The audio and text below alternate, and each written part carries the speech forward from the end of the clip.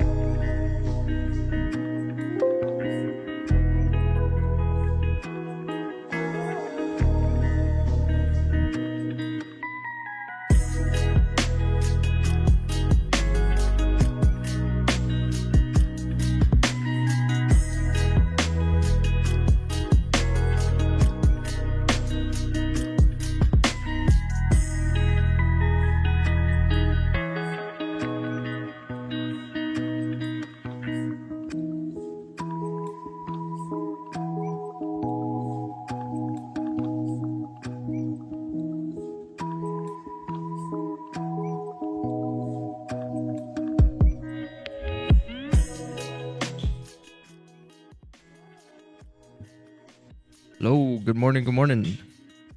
Good morning, good morning.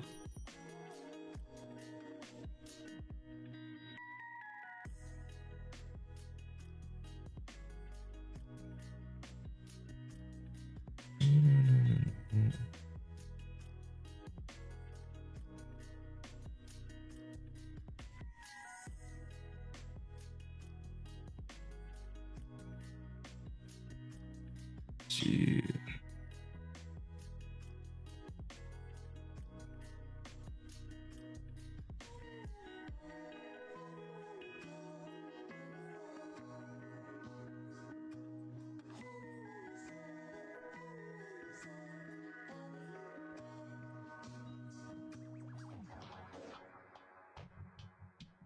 All right, there we go.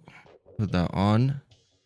Yeah, I was looking for a sell here, but it seems like yeah, it seems like we're just trying to push up. And the thing is like gold should actually be moving up bullish. So it's quite surprising. I think this might have been like some kind of a higher time frame pullback that we saw in gold. Then it took by one sell today. Thought we could get a sell continuation here. Looks like we still gotta wait. Still gotta sit on our hands here.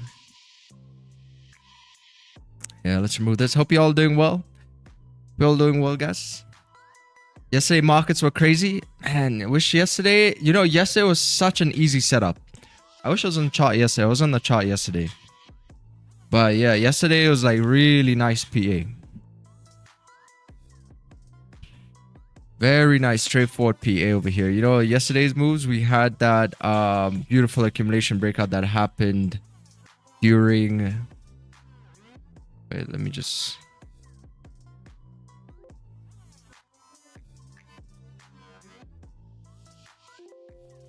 One second.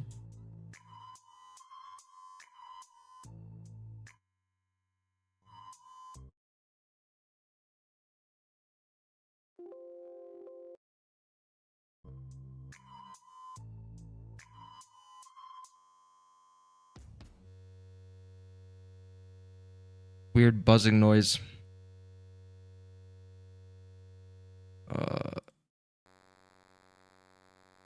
How did I fix that last time?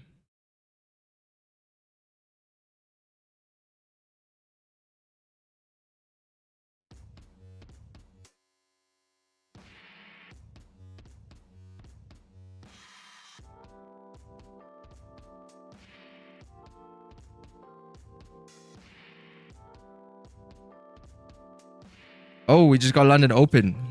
Maybe get a London Open fake out happen right over here. Potential London Open fake about these highs.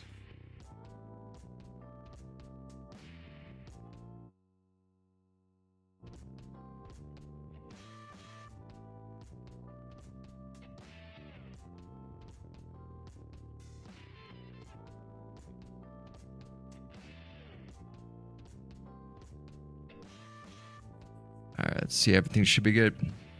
Everything should be good. TetraTribe, cool name for the group. A wildfire.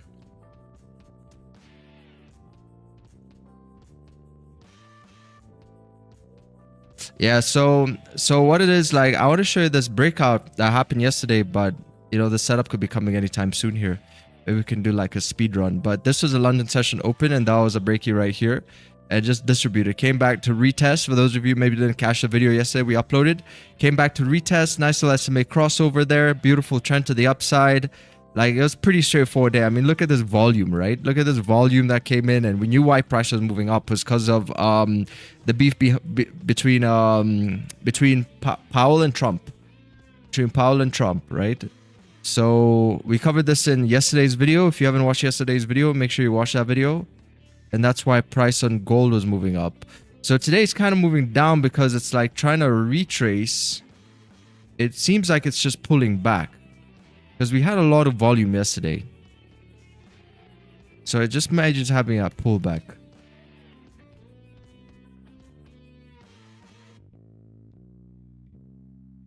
Might just be having that pullback. Anybody catch good trades yesterday? I got a BE on my German 40 again. Adjusted now the managing method. Sorry, let me just make sure I got everything here set up properly. I cleaned out my PC on like a Sunday. And usually, for some reason, when you clean the PC, like you gotta set everything up again.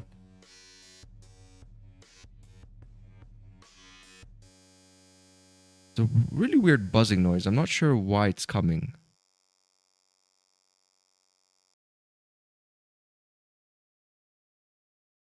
I think that also happens when you clean out the PC too. Maybe it's like some static or something that's left over. It should be good now again.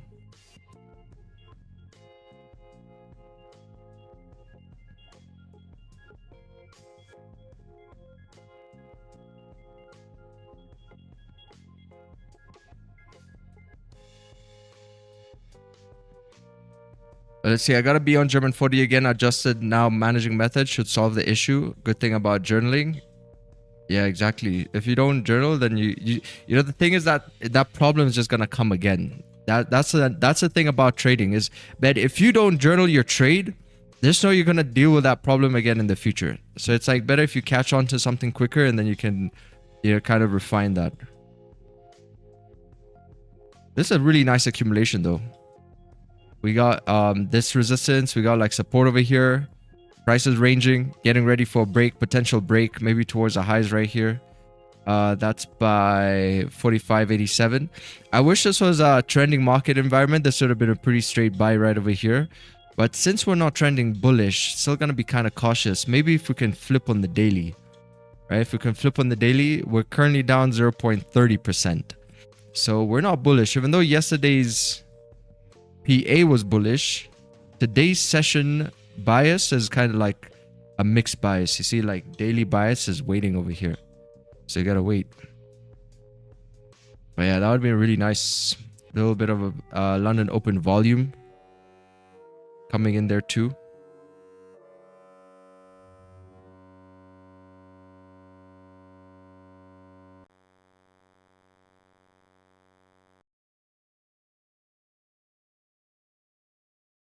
So let's see what happens once it starts breaking above 45.87 over there.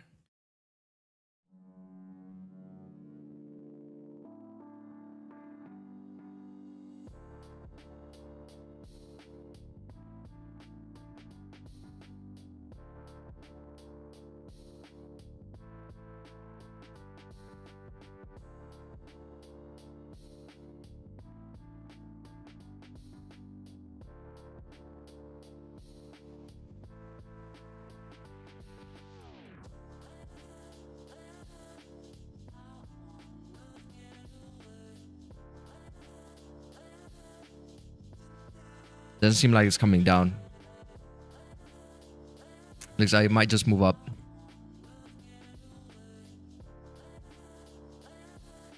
I'm back at entry on my buy. Oh, in your buy. Yeah, if you took a buy on gold, that's predominantly the overall sentiment, right? It's just like, when is the buy coming in? That's the question. Because yeah, we could be right about the direction. Gold is a buy overall. Like, when is the buy gonna come in? It's gonna come in like pre-London, London Open. It's gonna come in like New York pre-NY. You know, that's the thing, right? Because you could be right about the direction, but like the specific session you're trading could just be one directional bias. It could be bearish, but for the rest of the day, it could be bullish on the other sessions. So yeah, I am also waiting to see when they're kicking in, and it seems like it's starting to kick back in again here. The thing is, like, it's just not moving so much as a lot of confidence. See a little bit more confidence on those buys. Gotta wait, but you take a buy over here, you know, you can send in your chart and we can look at your idea for why you think price is a buy. The oil that has been seized. The United States seized 1.9 million barrels of oil on December. That's what I do, nigga. Fuck, nigga, I stole that shit. Nigga, I talk facts. What did I? What, nigga? Give me that, nigga. Don't know what to do. Yeah, Trump's going for Greenland next, so let's see. All this is really good news for gold. That gold can move up. The relative value prospects of precious metals in 2026. Their surge in prices of precious metal in late 2025 has continued into early days of 2026, with gold surpassing 4,500, silver rising past $80 per ounce, and platinum hitting the first record high since 2007.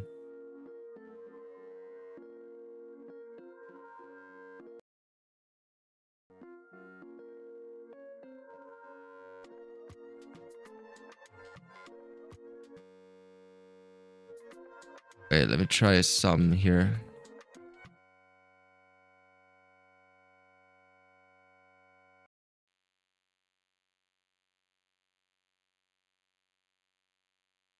Let's open this.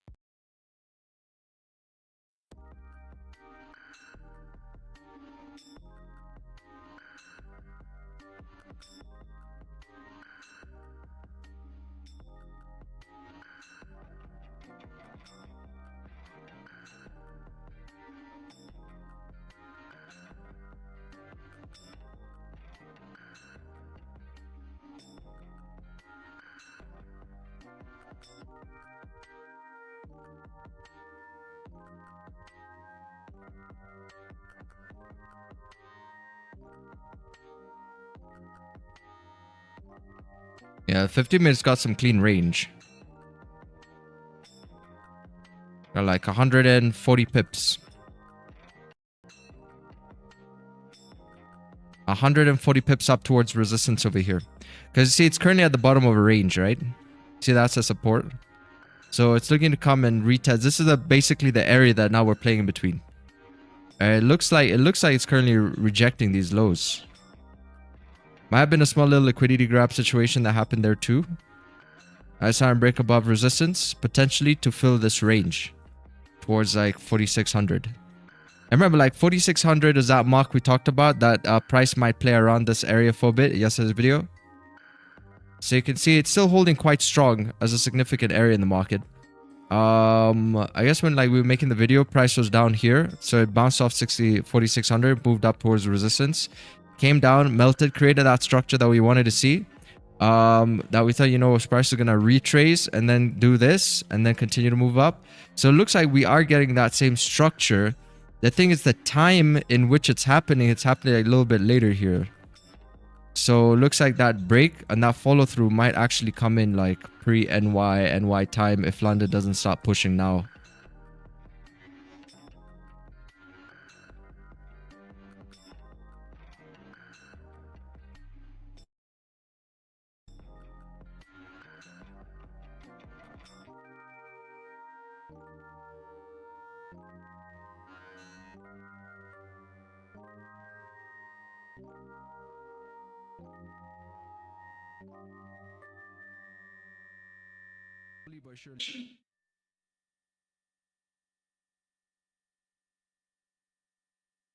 Creeping up towards that golden $5,000 mark right over here. Potential bullish. The market still needs to set up. We still need candles. Yeah, this is the analysis. Heading towards market close now. This is towards the end of the day already over here. There's going to be low volume, so structure needs to print. This is the only thing that we have right now. So that's what we're looking at. That's what we're looking at. Price to come down, create that little bit of structure like it's doing currently right now. But it seems like the break's gonna be coming in later though. Oh, that's a nice push though to start. Really nice push over there.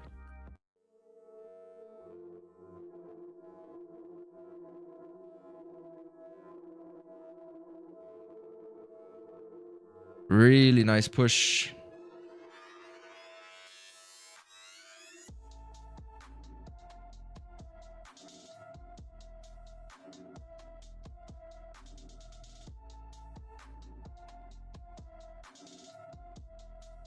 That's a first accumulation breakout.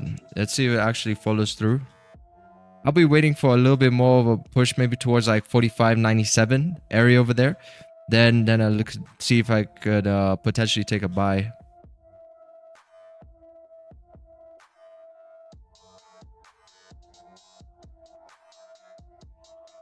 Just give me a second, guys. I just wanna refresh the stream real quick. Be right back.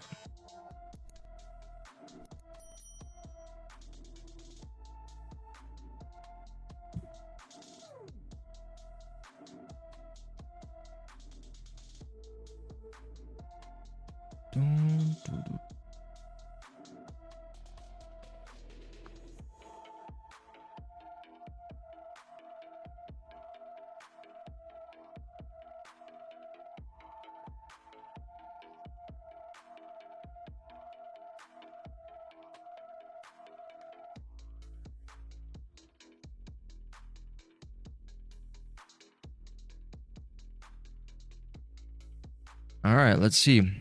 Targets on the daily right now were 4,700. We could get a 4,700. We just really need some volume to start kicking back up again. But it's well within reach. 4,700. We are flirting with 46 though. So let's see how we respond to this area. See, we already broke it once and then retested it a few times. We got one retest, a few more retests right over here too. So there's quite a significant zone.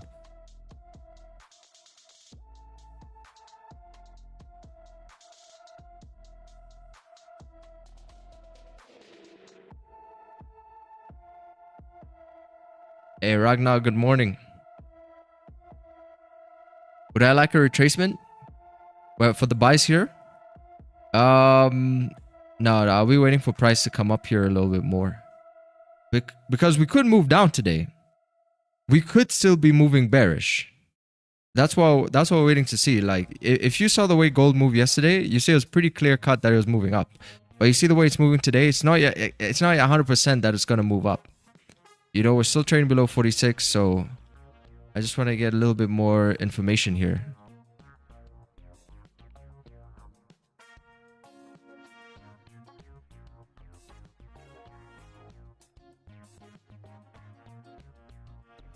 Oh yeah, retracement to sell.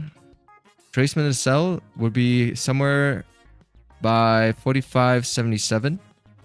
I still think this would be quite a nice area here for us to sell off. I can see the buying pressure is really trying to kick in here too. See, it's already peaked at like 45 of this break. I actually distributed. That actually paid out. Now it's coming back into the gulag.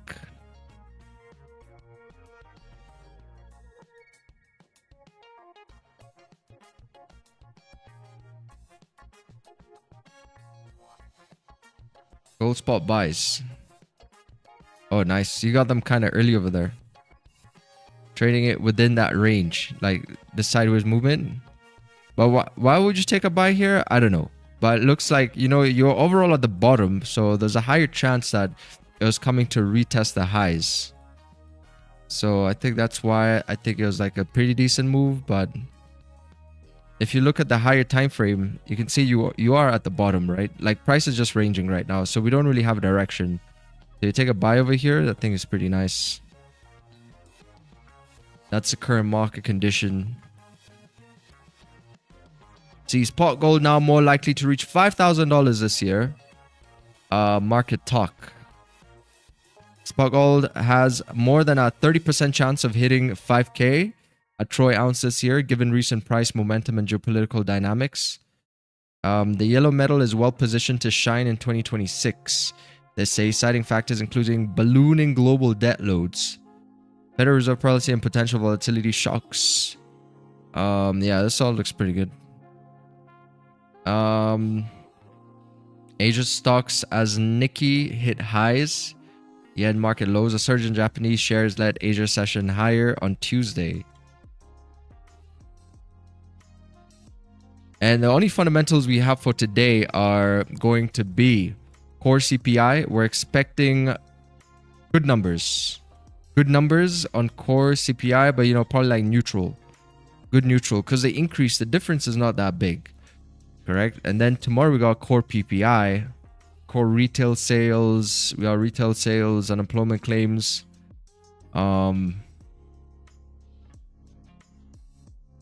And we got the next FOMC meeting in like 15 days, I think. About like 15 days here.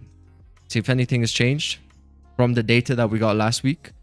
No change, increase to 95%. So we're looking at a no interest rate cut in January. So probably going to keep that the same. Easing in March. 74.7. And we're still waiting to see who's going to be the new Fed chair. So I think right now we're not going to expect any changes there. But as soon as we got the new Fed chair, I think you're going to see those probabilities. They're going to start going up again. We're going to start going up again. We're going to get those rate cuts.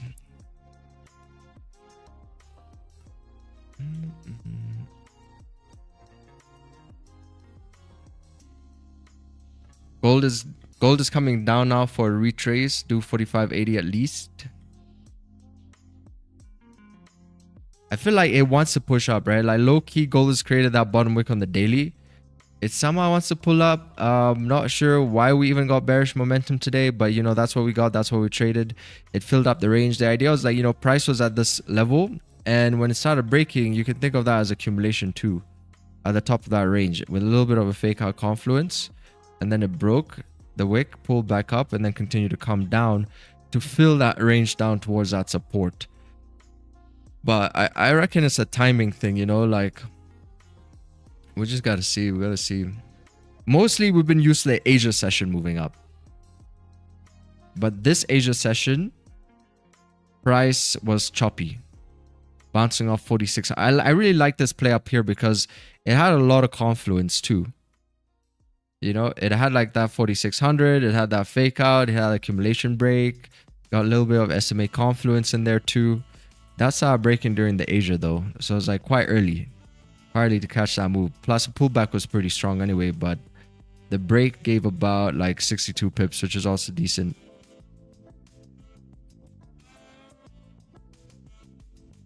Really not bad.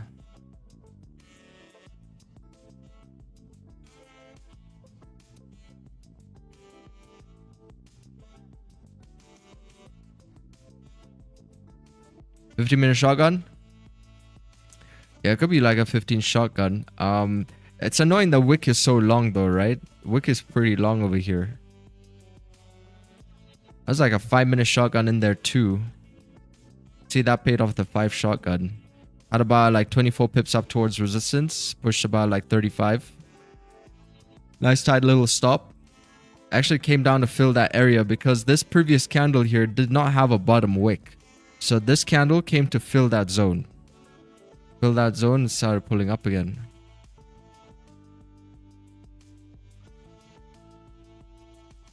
But I doubt we'll see something like this happen on the daily though. It's like the same kind of structure there without no bottom wick. Look at the daily. See, daily, man, just skyrocketed up. Maybe on a different broker they have one. See, Owanda. No, it's all the same. Let's clear out this analysis here.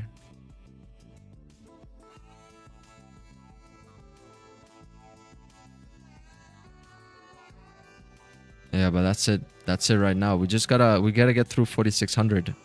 That's like the most important psychological barrier that gold has to face right now is 4600.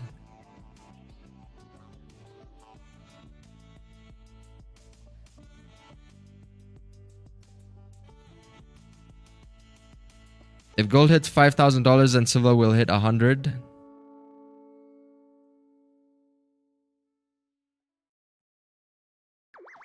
Let's see. Yeah, silver is on its way up to 100. That's true. And silver is booming right now, you know, like with technology, and silver is basically using all tech, and the way we're heading right now, silver is definitely going to be performing quite well. That's why it's on the top right now. That's why it's at the top. You know, you could argue silver is even more, I would say it's more important than gold. It is more important than gold because we use it in literally everything. So we should be heading towards like 100 this year, and gold is perfect as a safe haven, you know. And when the world is losing trust, man, when we're losing trust in the dollar right now, and you see what's going on with Trump, you're gonna see gold move up. You know, we're losing confidence in peace. That's what we're losing confidence in. That we're gonna have some kind of a peace over here. Because you see, like the way the year even started, Trump abducting that Venezuelan president. You know, it's there's a lot more situations like this on the horizon now. We're looking at Greenland.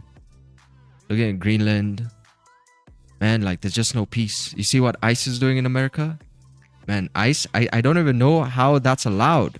How is that even allowed? Like if that happened in the country that I live in, man, holy. Like these guys are just shooting people on the street. They're shooting people, they're arresting people. Like literally, if you look like a foreigner, they'll be like, hey, come over here. Come over here. Were you born here? Like that's kind of messed up. That's so messed up. Don't know what's happening over there in America. I saw this food delivery guy, man. He was just making a delivery, right? But he looked like he was like a brown guy. So the ICE guys were like, hey, you come over here. Don't know what's happening in America. So you know, like Trump's capable of a lot of things, and that's why gold is moving up. You know, safe haven assets are moving up right now.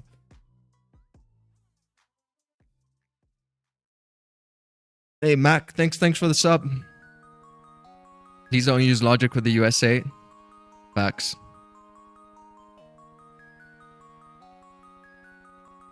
Anyway, our job is just to react, you know. Our job is to react. We see these headlines and we see price moving a certain direction, and that's what we gotta do.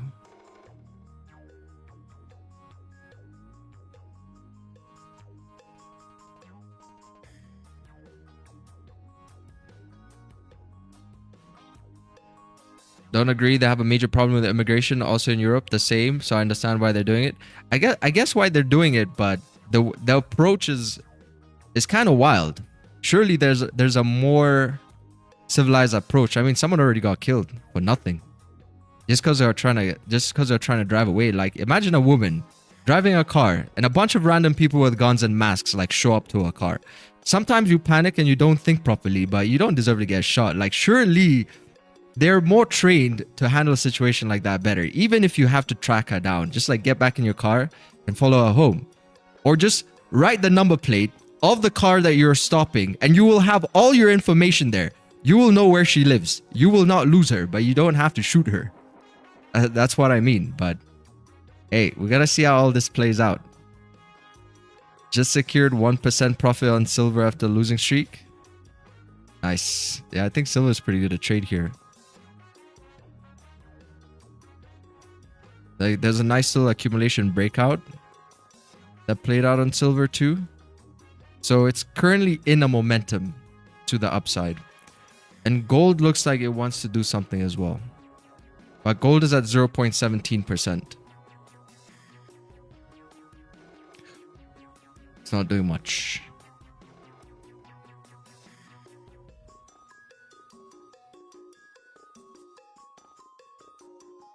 That was a nice silver breakout though.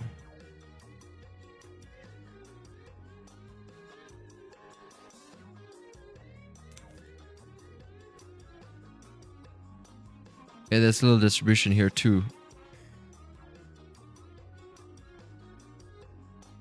Never traded silver. I think it would be nice to trade. It looks like it does respect you know, the thing about accumulation distribution, it's a universal concept, right? So you're gonna see this play out on a lot of instruments, like all instruments basically kind of like follow the same that same model.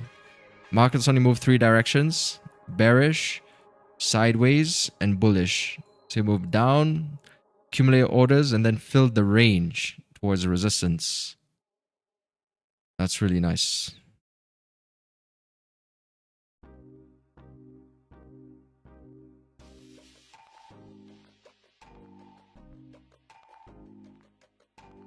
We need ice in England. Good morning. Hey, good morning, Sophia. Bias for silver. Silver is most likely heading up. Like right now we're up 0.98%. So I wish that gold was moving like silver right now, you know, then it'll be pretty straightforward what to do. Because we're like looking for a buy situation, but we're not getting that on gold. You see, but like on silver, price is starting to move up here. It's literally at all-time highs by 86. So what's happening now is it's currently paying traders out from this section right over here. So you'd want to see something like similar like this happen, that market can create like some kind of a structure to show you then continuation again. Rebreak of the highs like it did here, and then to keep pushing up. But you see right now it's in distribution. It's a little bit more parabolic in a sense. So you can see, look at this. That line is going up, you know? So there's not like structure. Because this is like the best times to ever get into trades in the market. Right here. See, like when it's still setting up, best time to get into trades. And then this is just distribution.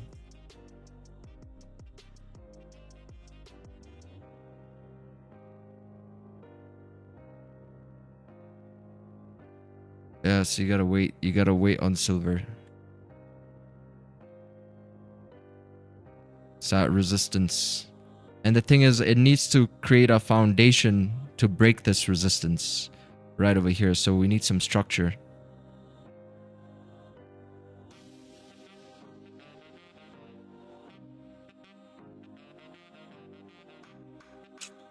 Let's go, Goldie. Let's fly.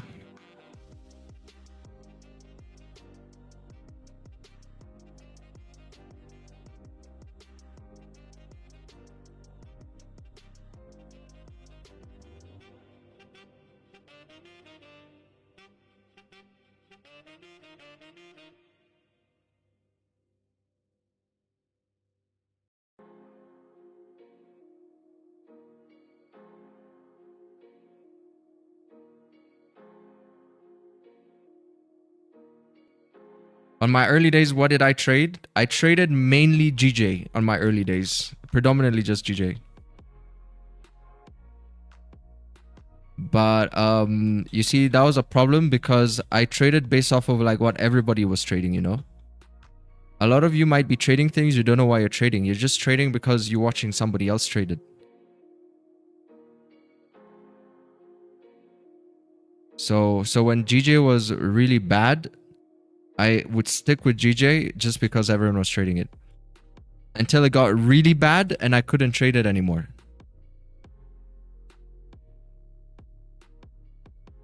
But GJ is nice. It's not a bad pair to trade.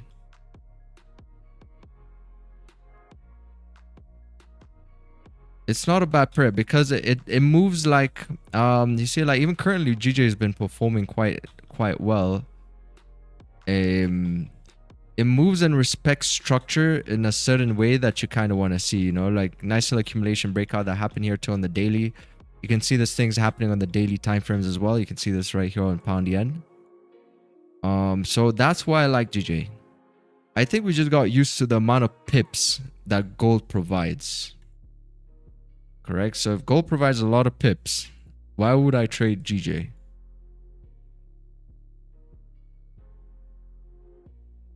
Candles on GJ are still like slightly small, but still got really nice follow-throughs of late. I think this year on 2026 is going to be a good year for GJ. I feel like 2025 was also just not a good year for GJ, you know? So I think 2026 should be better.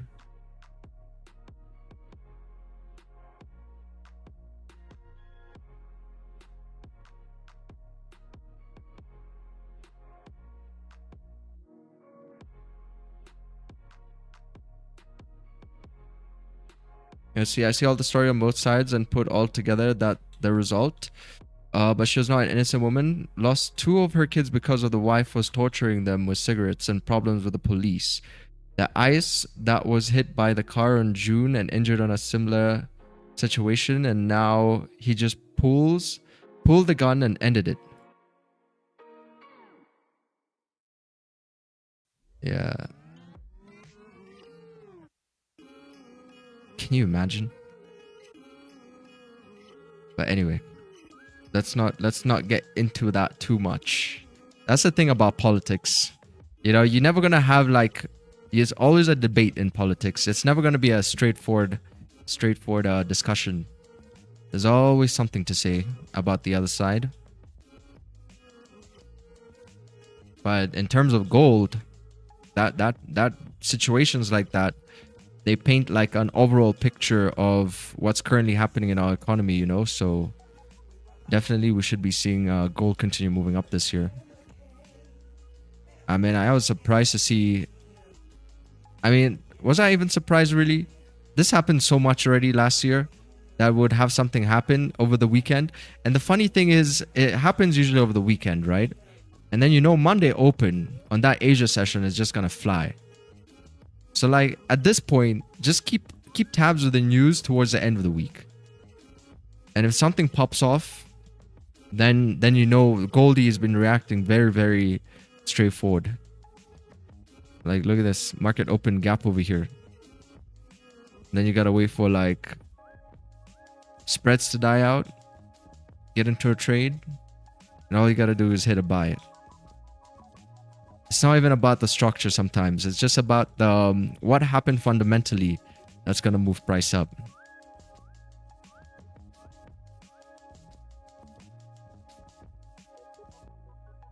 If you ask me, it's a pretty good probability that price will do what it needs to do. The only problem with trading like that is you just have to be very patient for those events. And you just have to wait for them.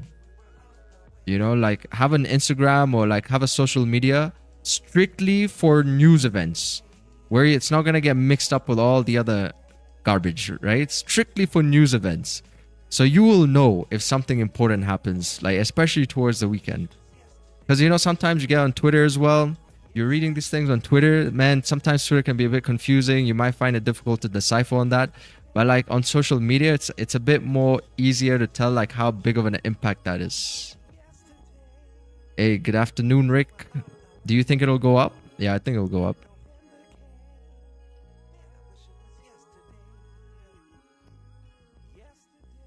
I think that we should move up here today. I think GJ may start to be okay again soon, but I don't think it will be like it used to be.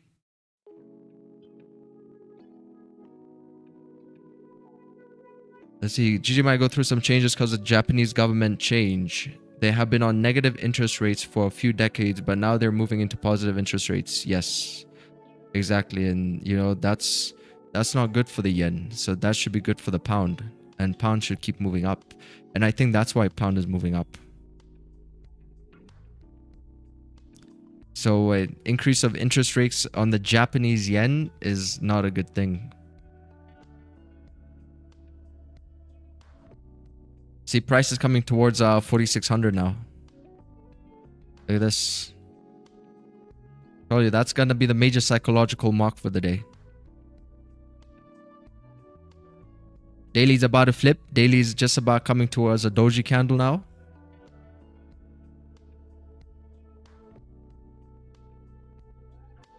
So you push like about 17, 18 more pips. Let's see this thing flip here. 4,600 will reflip. We should have enough leg. We should have enough leg room to keep moving up there too once we flip. Because it's created the bottom wick. Correct? We have a bottom wick. Just need to see it flip. And then continue to move up. See a rebreak of the highs right here. It's going to be the market open wick.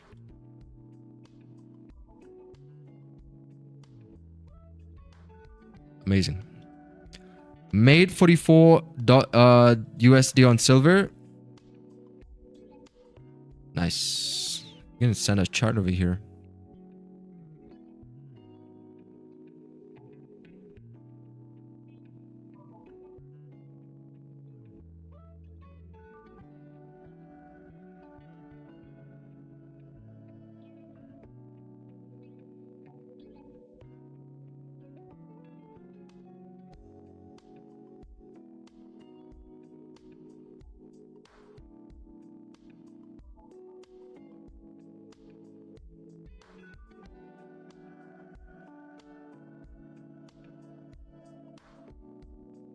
Gold and silver. Gold, silver, and platinum on the image over here.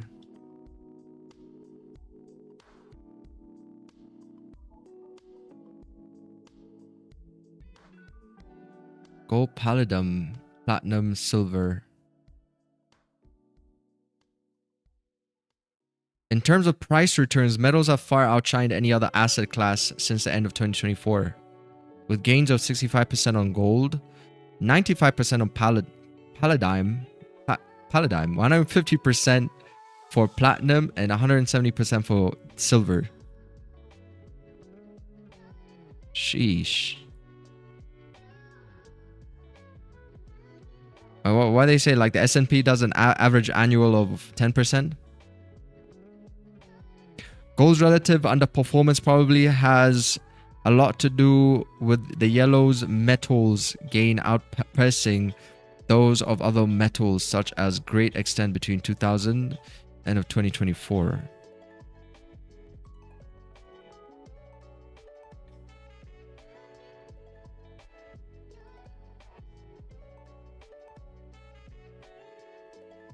Isn't that wild? Because this will only go up when there's like some kind of tension in the world. But you see a lot of the wars nowadays, they're not fought like World War I, World War II, because, you know, we've been there and we know like that just causes a lot of destruction. So a lot of the war nowadays is fought between like resources, technology. It's like a Cold War that's currently ongoing. So how might investors see the relative value story among these precious metals? It's getting harder to argue that silver is still cheap relative to gold. The gold-silver price ratio, the number of ounces of silver one could buy for 1 ounce of gold, has fallen to its lowest since 2013.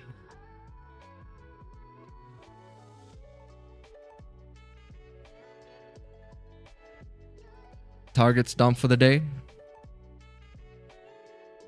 Hey, Dano.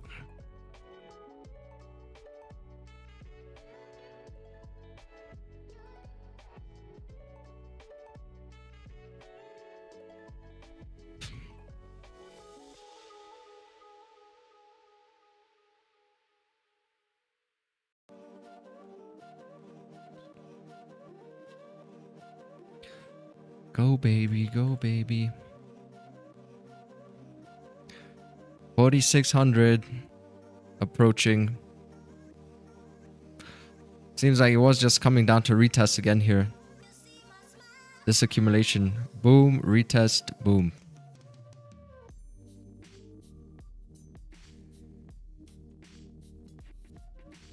Still holding Goldie. Oh, nice. Man, if you gotta hold gold, you gotta secure something. I don't know where you got in, but you gotta secure something. And it's a good position to be in if you got in quite early, because you got a really good chance of a runner there. Just needs to flip.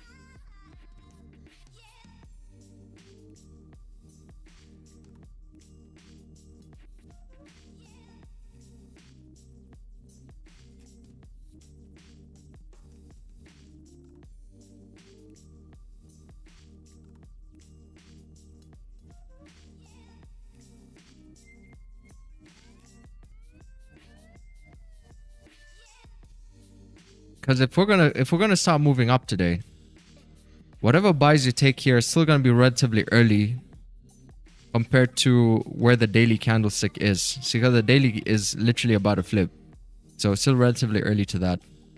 So even if you see a move like this, don't feel like you're gonna miss a move, because there's so much leg room for price to move up. Chat, like, I don't know where people get this idea all the time that something is overbought.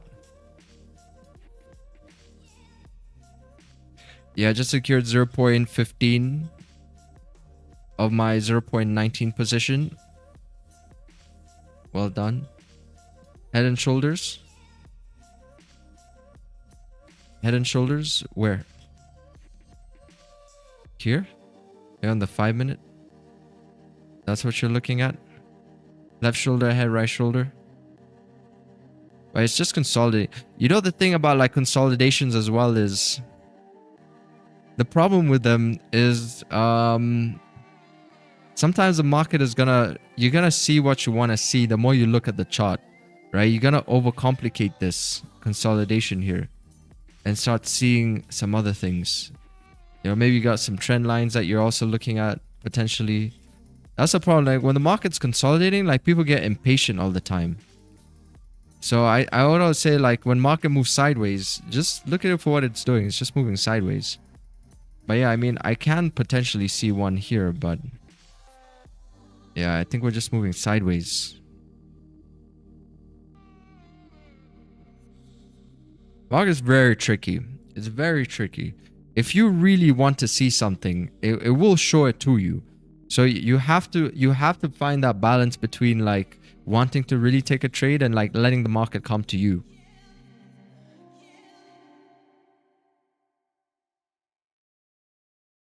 You gotta, yeah, like you see a lot of setups. Exactly, Brian.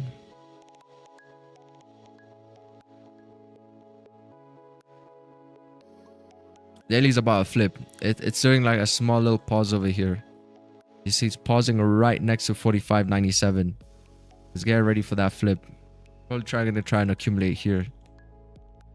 Except I wanted some like accumulation to happen maybe above 45.97. Maybe like 4,600. And by that point, we should move up.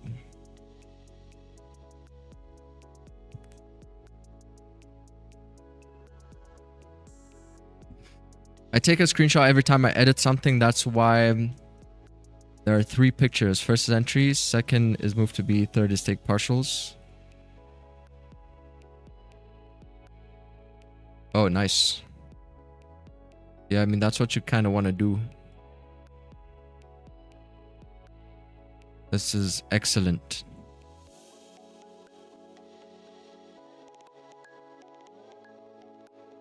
This looks like the same entry as that move. You and Ruben had the same entry. London session buy almost took me out at a 1-to-1. A mini accumulation in the 1 minute. Breakout entry at the break of the highs SMA confluence. Mini accumulation. Oh, oh, this is what maybe you're looking at.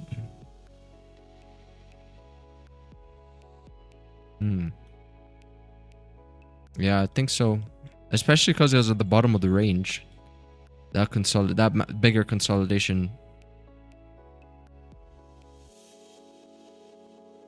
Oh, yours is on the 15-minute. Now, yeah, I see that now.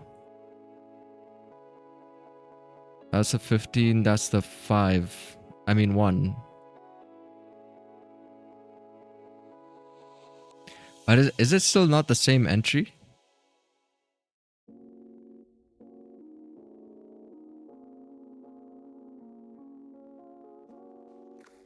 He took it here. Oh no, that one came in earlier. Yeah, yours is a bit higher up.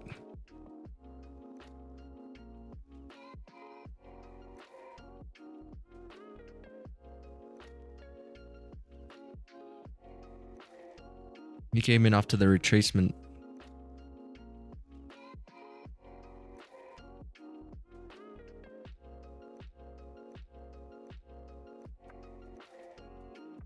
Yeah, it's getting ready, chat. It's getting ready. This thing's about to like if it breaks about this high, we should be seeing the daily flip then. 45.97.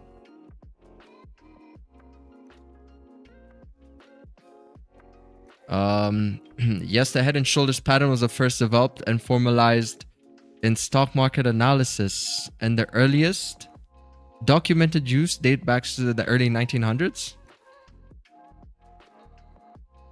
I love it, man. It's my favorite confluence to see.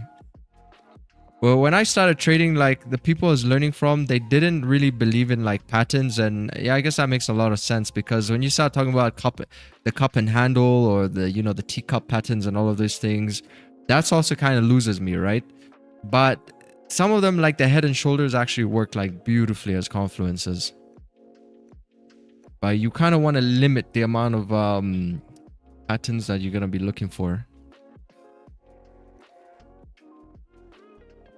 I say everybody nowadays is a smart money concepts trader, so people don't talk so much about these anymore because everybody's just doing the same thing, which is inverted unicorns.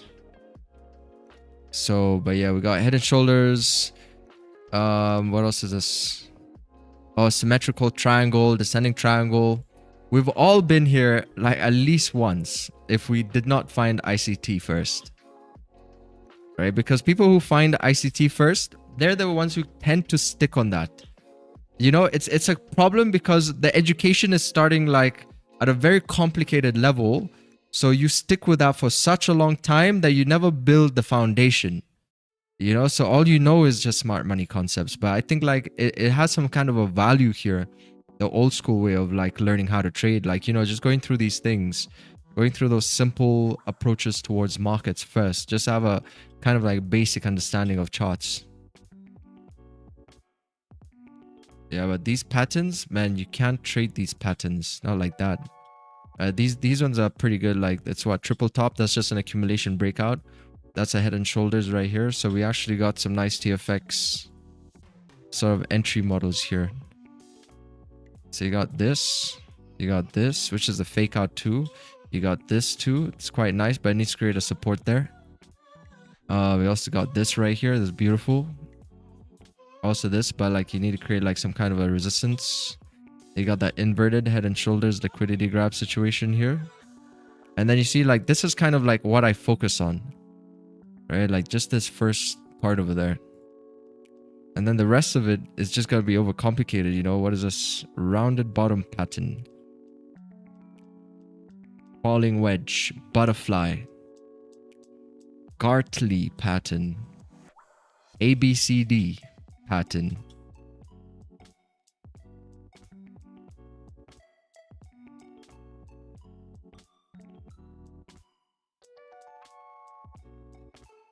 No. My setups are named after ninja tools.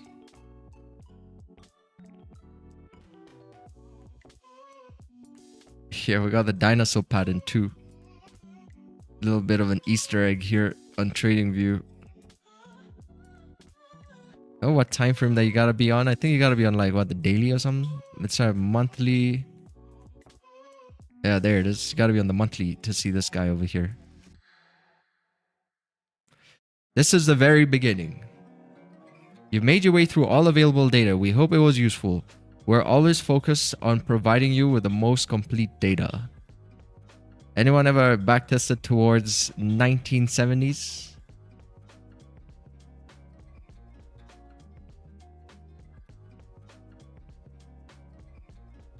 Imagine doing a whole backtest towards 1970s. I wonder if you can get 1 minute data on that.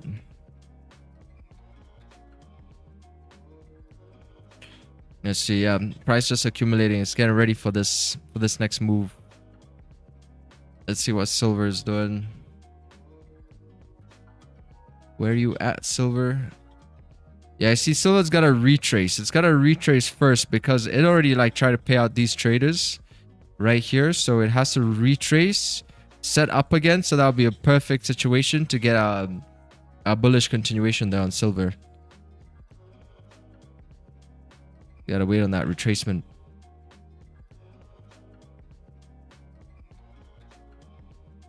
And breakouts I call katana because the old school slash slash through the paper doors on ninja movies.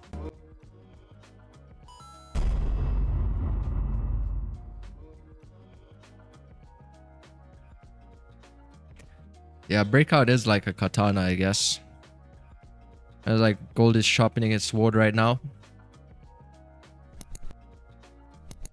It's about to do the katana zero drawdown strategy. And that's ideally what we want to see, right? Like it move smooth through those levels like butter. We don't want to see too much of a hard time like this. Like this is fine, but yeah, we just want to see it move up.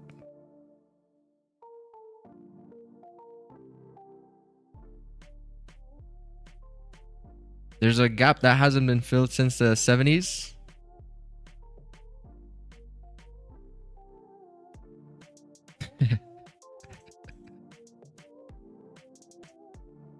Imagine holding drawdown from that time.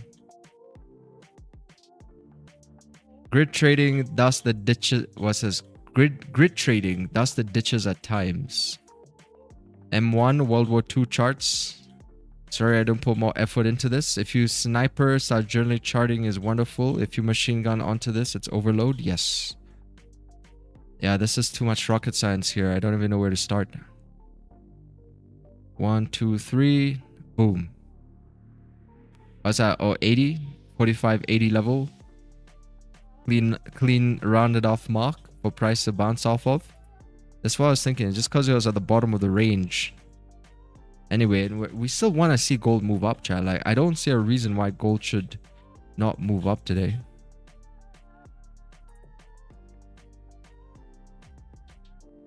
We've seen one boost happening right here. Now it's setting up another one.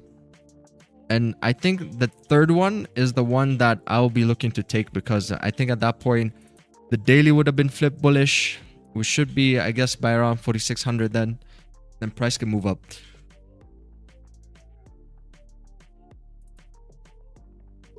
Well, we gotta be careful because we have news towards like New York session. 30 minutes into NY, we got core CPI, but yeah, we still got time.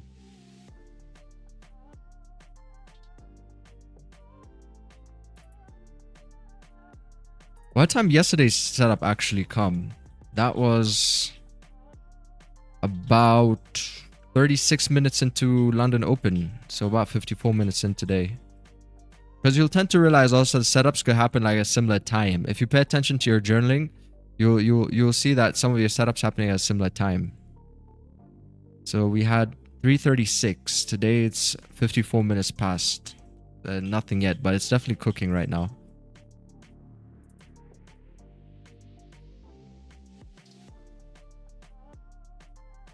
Definitely cooking up.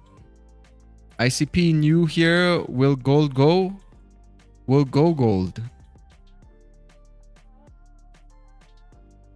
New ICP news. What's ICP news? Core CPI news. ICP. You kind of like jumbled up the last letters there.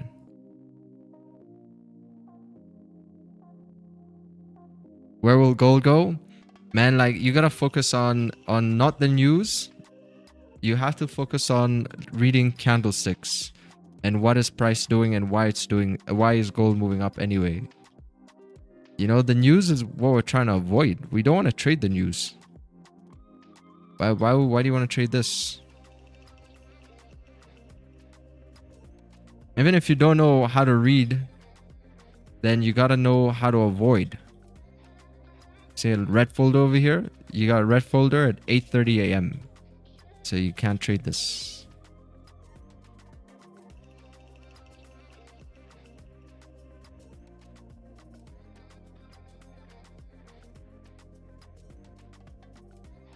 Leverage your analysis of NASDAQ.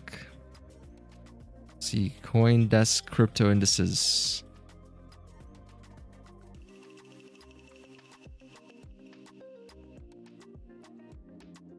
Meme coin index. Is a meme coin index? Is this it? How's the meme coin index doing? Oh man, this thing is going in the negatives because there's no value here. Look at this. Man, meme coin index started off. We got that big boom when everybody was buying these meme coins, I guess.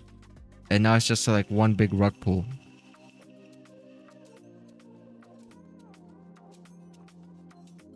Yeah, there's nothing.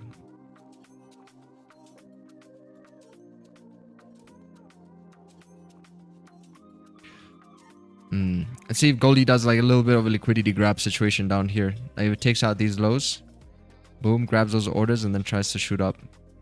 Or it could just break it to confirm the momentum down. Daily is still bearish. It's at the verge of being a doji.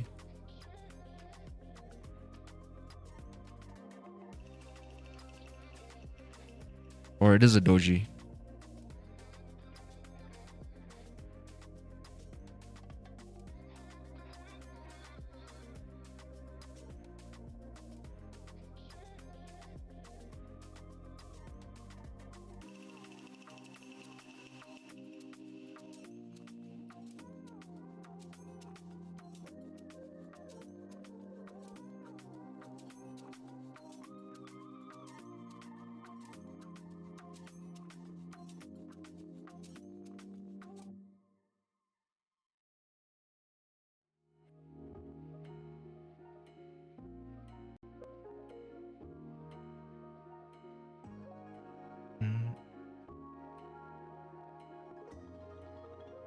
Looks like it's building a bullish flag.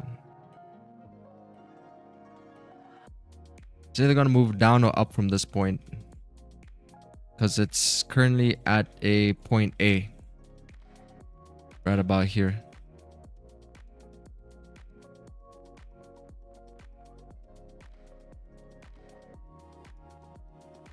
And we also got the new hourly open in about like 1 minute 30 seconds.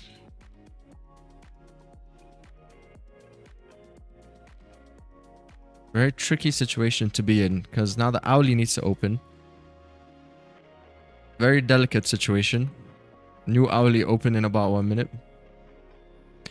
But I feel like this is the beginning, right? This is the support that's being formed on the hourly for the next hourly candle to open and then continue moving up. Then that's a much larger accumulation. You see, it's like it breaks like a key level.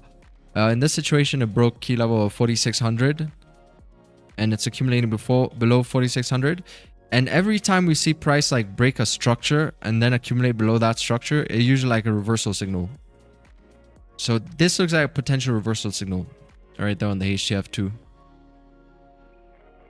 Yeah, like how the 30-minute here is accumulating. As soon as we stop popping back above here, that'll be good.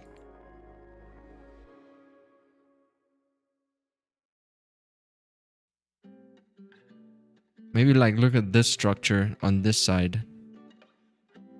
Also, I think 4,600 is a break and a retest off of these marks right over here too. Got that break, retest, accumulation, then reversal.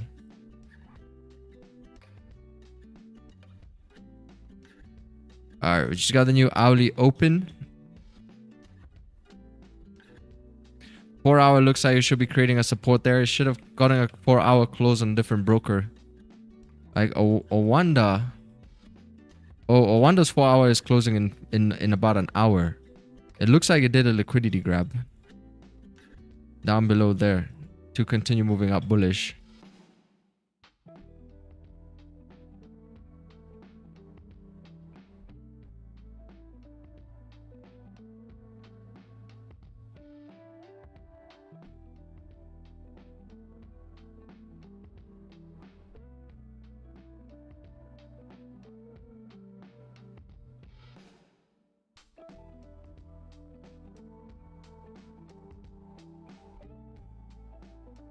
Flag failure retracing below 0.5% of current range.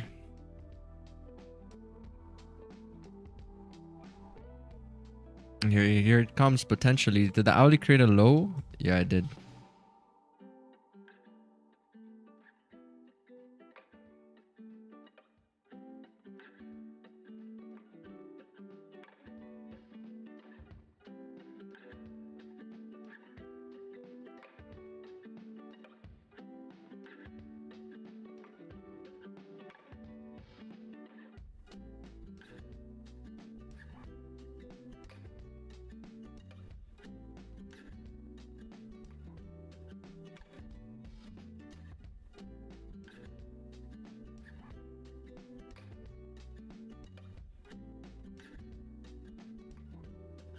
A bit similar.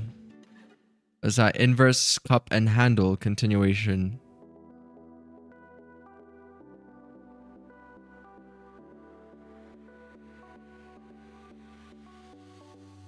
Yeah, but it looks like it failed though, right? Because this would be that section and instead of moving down, it went up.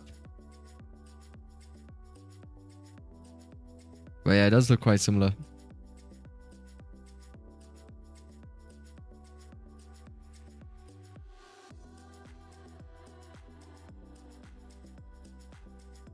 US dollar, Japanese yen sells.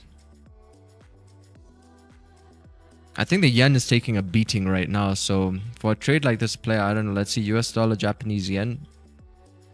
US dollar is actually a sell. No, you're right. Dollar is weakening. Also, yen is weakening. Because you see GJ, pound is going up against the yen. Dollar is weak. Gold is going up. You're trading dollar versus the yen. So which is the weaker of these two? Probably the dollar. Let's see how that played out. USD JPY. Lock in here real quick. Oh. Did you get like a push? Did you get a small push?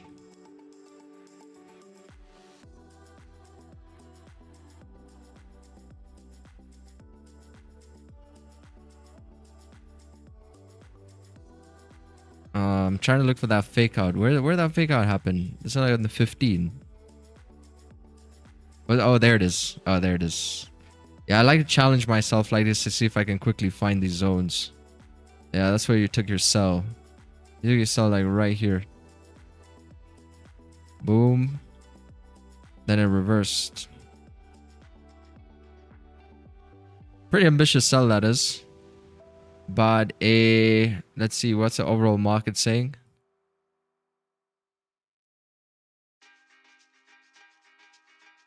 Kind of looks more bullish. Sort of like December consolidated. See January starting to push up. Yeah, it kind of seems a little bit more bullish, even like from the structure here. I don't trade USD JPY, so I don't know, but like this is what it looks like to me.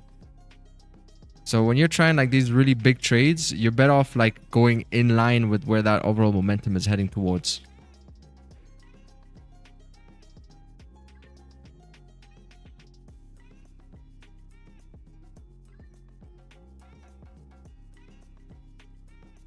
All right.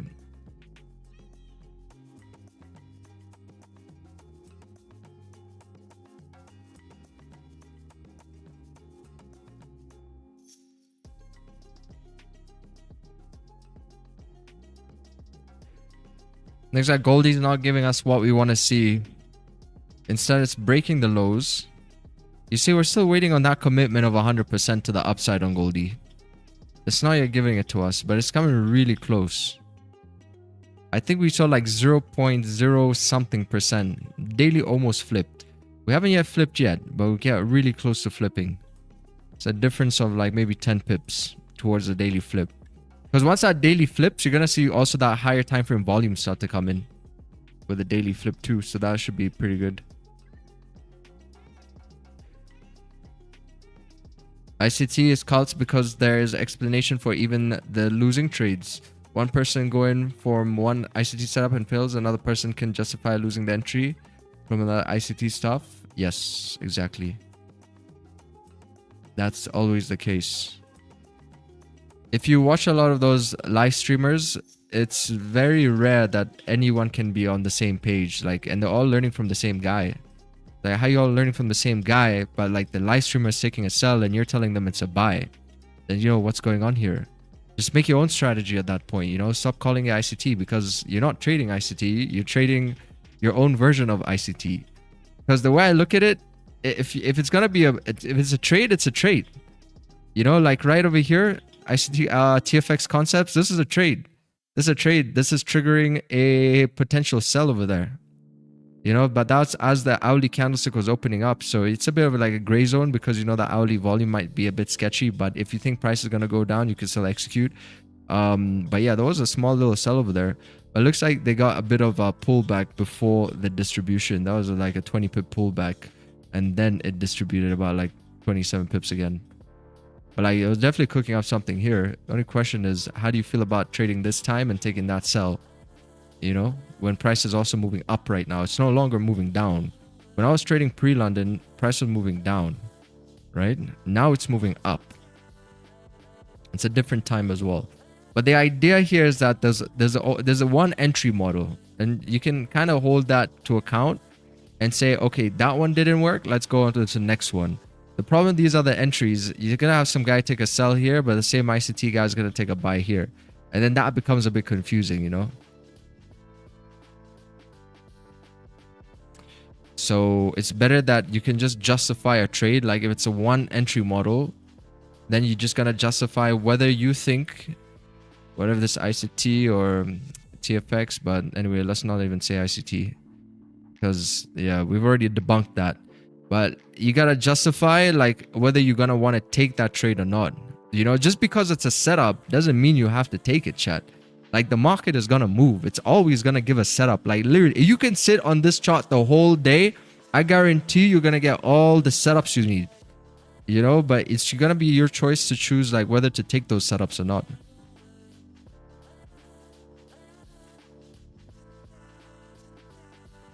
There's always gonna be a clean cut setup that if it breaks the lows, it wants to move down, or if it breaks the highs, it wants to move up.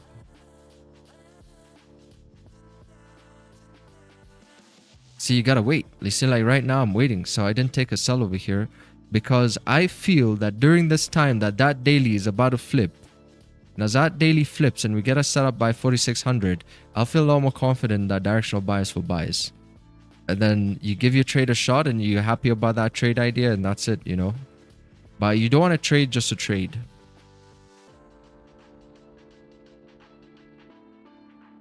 Gold slips on profit taking but holds above 4600. Yeah, this is, when was this posted? 9 minutes ago. Gold slips on profit taking but holds above 4600. I think this must be futures. Let's see.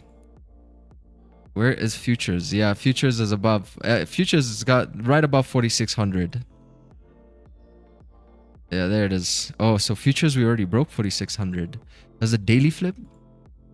Daily is not yet flipped on futures. But we're above 4600.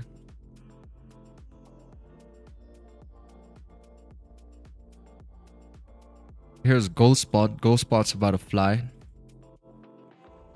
Let's go Goldie. It went a pip away from my trail and surged up. Yeah, I got 4600. It's still holding over here, but we can't see it on gold spot.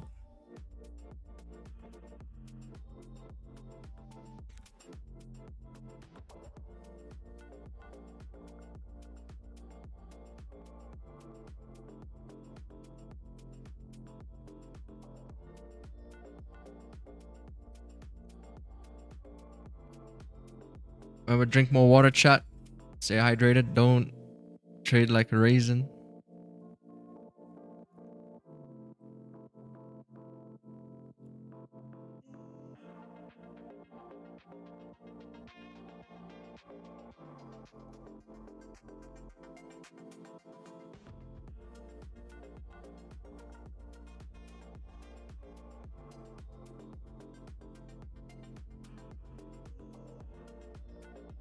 Ah, so much nicer now.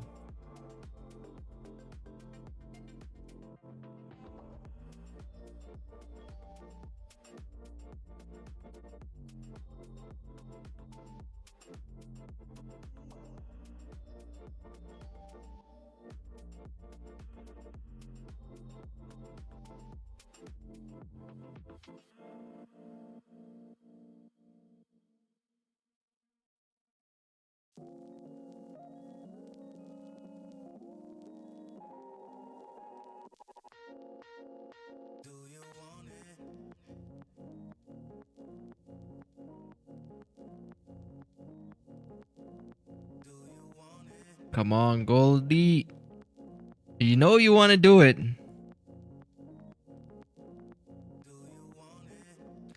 Why are you running? Why are you running? Because the thing about gold is once the momentum kicks in, you're going to see it.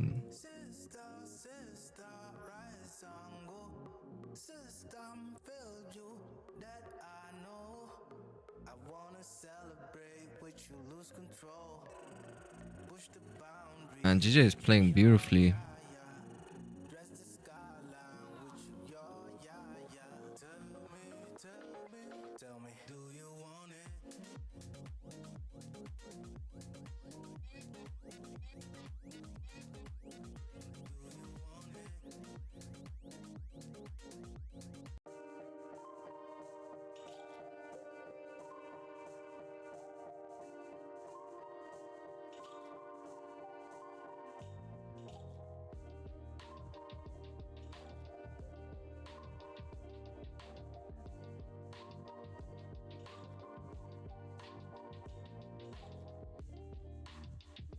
Let me see this.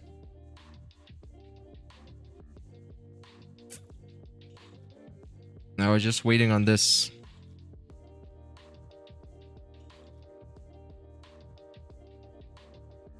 Only issue is that's gonna come in too early for me, because it's right below the daily open right here. But at the same time, I believe this is where the train is going to start from. So if we're going to see price continue to move up towards like pre-New York bullish, I think this is going to be like one of the main, this is going to be the main area here. Because this is the area that breaks and takes the market open by 45.97.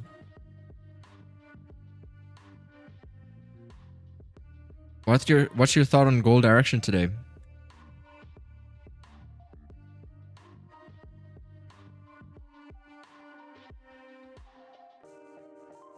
CPI view? Yeah, CPI view seems like it's going to come out neutral, but we're expecting good numbers. 0.2 to 0.3%. That should be an increase, so we're expecting good numbers here. So if we get a number at 0.3%, that's going to be neutral. If we get 0.4%, that's going to be bullish. But you see at the same time, it all moves like in 0.1% increments. You know, you see 0.3, 0.2, 0.3, 0.3.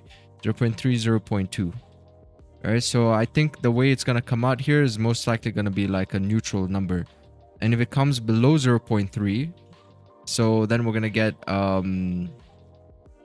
negative numbers over there. So I wouldn't pay too much attention to core CPI. Like, why would you want to trade that? You know, why? Why would you want to trade that? You got core CPI today, but it's not too important. I feel like what's more important is what price does, you know? So right now I'm waiting for it to do and show us some kind of a direction first. And if it doesn't show us a direction, then, you know, sometimes when we have red folders during the New York session, we can just say price is most likely ranging up until New York session for those red folders. Then volume might come in during, like volatility might come in during the core CPI, but Yeah, if I think if we basically hold this area here, you see this resistance by 4600 and that support. If we hold this area, then sure, you know, maybe price is waiting for core CPI to have like some kind of volatility. The New York session to have a little bit of volatility before getting a continuation on the daily. But we don't know that yet. Because, you know, it's still pretty early to say. Prices could just end up moving like this, like literally right now, because we're only about an hour, 15 minutes into the London session open. So we could just have a situation like that too.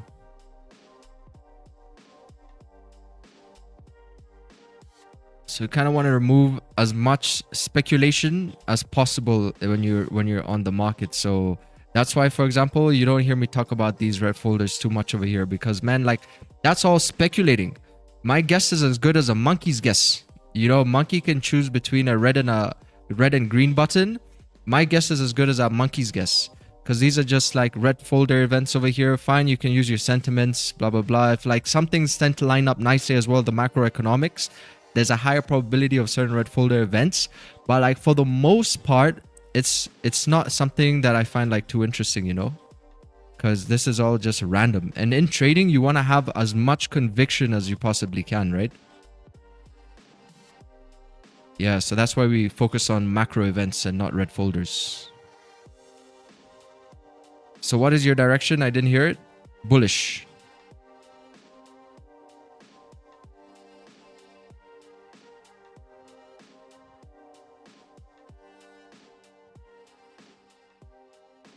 So yesterday was my first day out the wage cage. And I made 4 days of salary of an old job. Today I've secured 2 days worth of salary. Wow, amazing, man.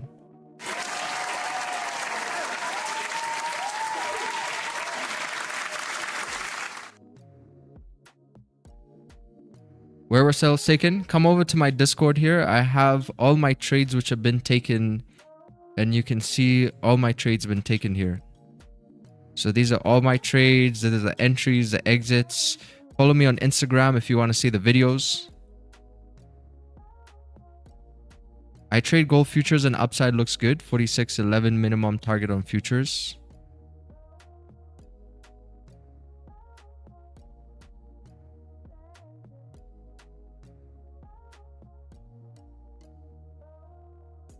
Come on, Goldie, fake them out.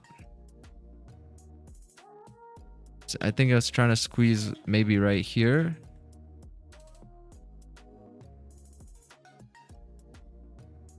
But you see, it's a very strong mark. This is that daily open. So it is hesitating quite a bit. See, now sell is starting to push back in.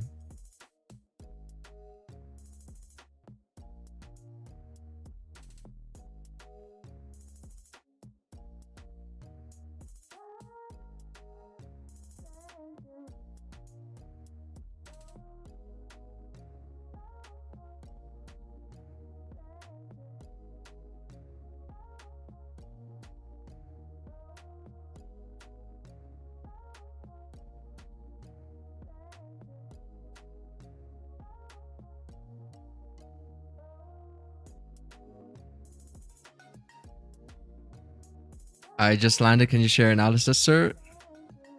Desugeru. Welcome, welcome. Desugeru. Yeah, analysis here is what we think is happening is prices accumulating here. And it's getting ready to get the daily flip. So once it gives us that daily flip, we'll have some kind of a conviction here that price can keep moving up on the daily like we did yesterday. Yeah, you see the sellers are still fighting this zone. They're still holding this relative area here.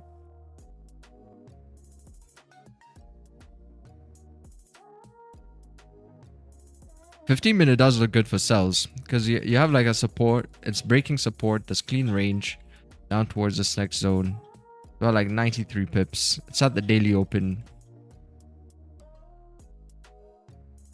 It's like 30 was just mopping up this range here too on the left hand side. It's got a smaller range down here. For sells, if we break 45.89. It also could be seeing a little bit of profit taking right here, because it's already filled this range. Usually when the ranges are getting filled, you're always expecting when is the profit taking going to happen. You know, like for example, even if you look at the trades from this morning during the pre-session time, you had range being filled once here, then you saw profit taking. So see, we have a range from here to here. Boom. Filled up some of that range, then you see a little bit of profit taking. Then it filled out the next range because on the 30-minute, we were still clean traffic down towards that secondary zone right over here, correct? Then it filled that secondary range. Then what you see again, you see that profit taking come in. The profit taking out the market, and then we had another range from here to up here. So we're just getting moments of profit taking, but I think the overall direction should still be going up. So we're just gonna wait and see, because it is cooking right now. This whole zone is how gold looks when it's cooking before a move happens. So we're not in distribution. So you just gotta look at that structure for yourself and say, okay, do I see my entry confirmations? Am I getting entry confirmations here? Because when the move happens, you can't chase the move and say, oh, you know, like, oh man, I missed the move. You can't do that. It doesn't count. You can't be a hindsight trader. You have to look at this right now and say, do I see my move? Do I see an entry confirmation? And if you don't, then be okay with this next distribution and not being a part of it. Because it's going to come out of, I think it's either going to break like these highs and then distribute, or break below these lows over here and then start distributing to the downside or to the upside. And that cycle is just going to rinse and repeat. And every time it rinses and repeat, you have to look at it and say, do I want to be part of this cycle? If you don't and you don't feel confident, then just be okay with missing it. Simple. That's all that it is, you know? Like even here on GJ, you had this one cycle that's distributed on the 5-minute. Now it's like potentially retracing and then going to set up again. Yeah, like GJ is pretty nice over here to re-break the highs to continue moving up. Got some support over there too.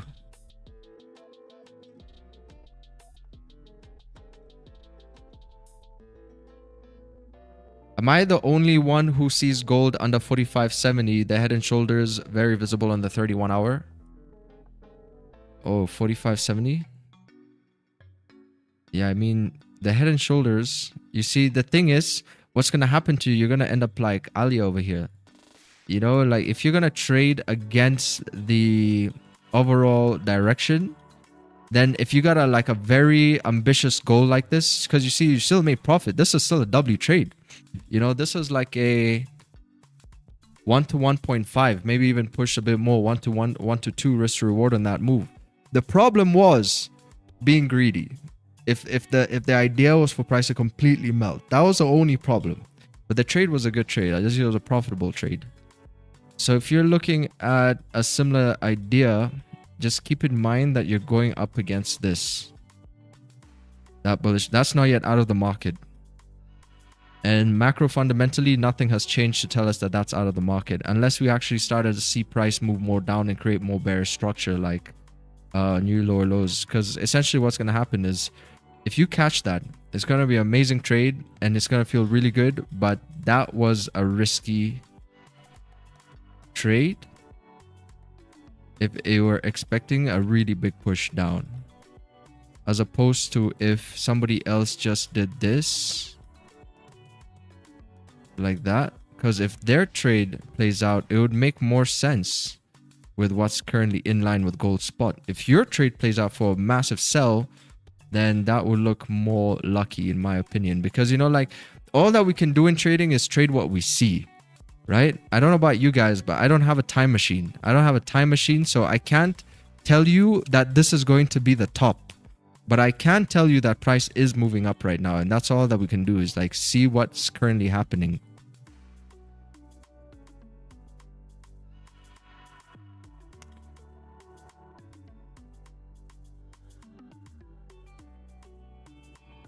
Last trade of the day on German 40.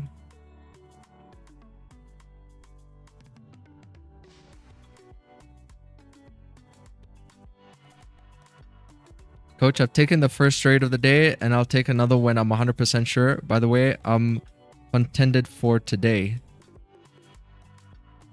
Yeah, today is not as straightforward as yesterday was. Yesterday was very straightforward.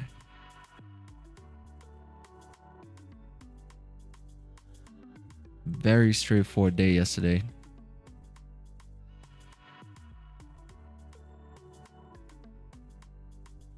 On those volume yesterday.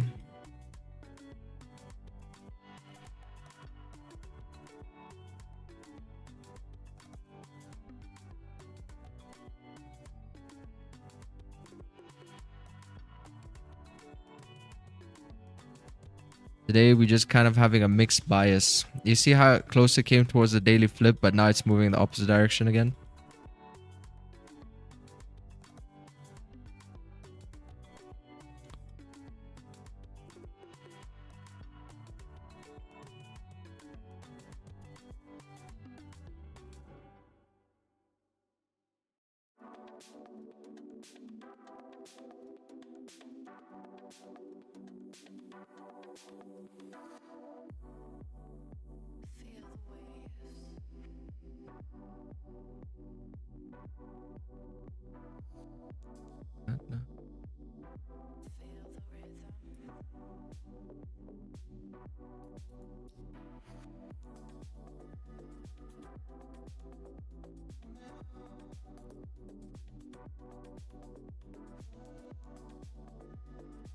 It's breaking the lows of the accumulation.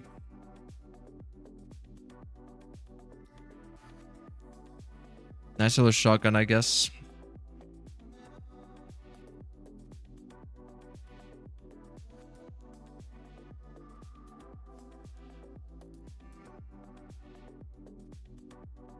Yeah, it's distributing now.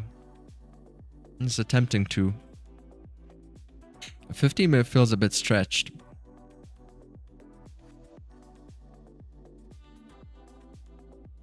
It's like a pizza dough. The 15-minute here.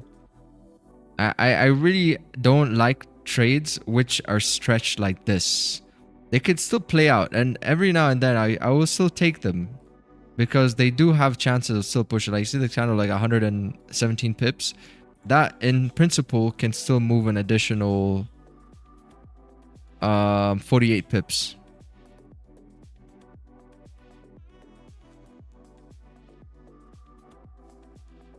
It's getting close to 0.5% of current dealing range.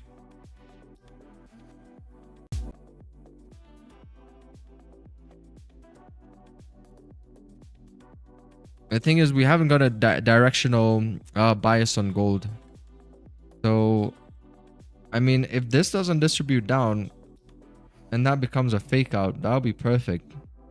Like if it starts to really push upwards again. But it should be distributing down because I don't see a reason why it would come all the way down here to take these lows out if it didn't want to continue moving down. Unless it was just a liquidity grab. Because remember, at the end of the day, the market is always right. You know, if it needed liquidity and it needed to do this situation here, then that's all that it was. But the good thing about us retail traders is that we get the option to wait. You know, we get the option to look at things and investigate things. And you don't have to take every trade that presents itself. That's your edge. Very similar to last time before inflation. Fuel's price have been low, so inflation will be okay.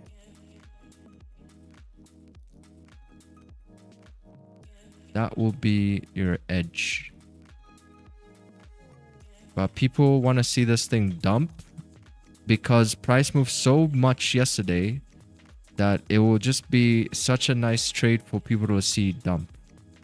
That's why we're looking at that head and shoulders over here, but I still want to see this thing move up.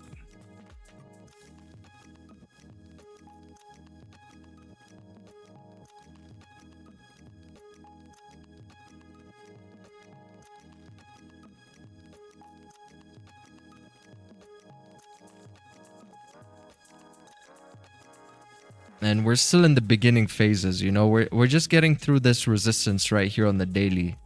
So we just had a candlestick break above that resistance.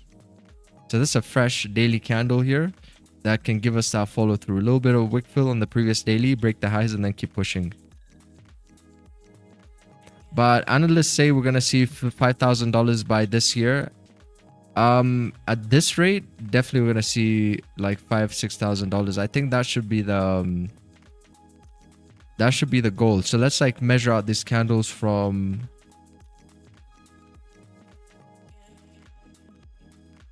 let's say,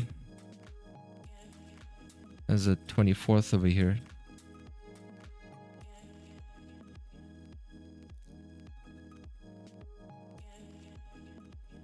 Holy. Yeah, that was an amazing year on gold. This is the first quarter of 2026. That's where the quarter ended, 2025. With that same energy of last year, we could see upwards of 6,800. But I feel like a more conservative mark, definitely like we're going to see 5K. 5K is easy to see. This is a yearly candle, for example, a yearly candle perspective. You know, this is why when like people, they do this analysis over here, I don't know why they always kind of say a number which is much lower than what gold can do. Because 5K is easy. That's light work. That's light work. But on the year, we could see around upwards of like, you know, $6,000. I think 6K should be the mark. Like a more conservative mark, in my opinion, because 5K is too little. Look at this. We're already next to 5K. We can definitely come up towards like 6K over there.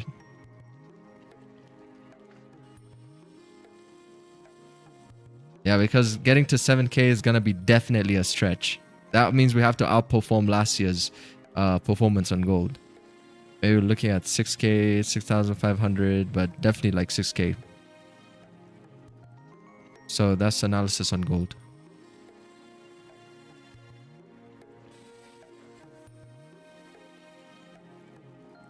The price is currently moving down.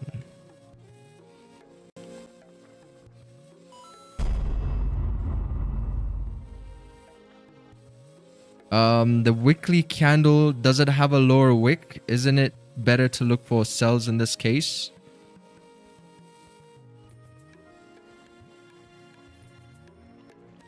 Candle, does it have a lower wick?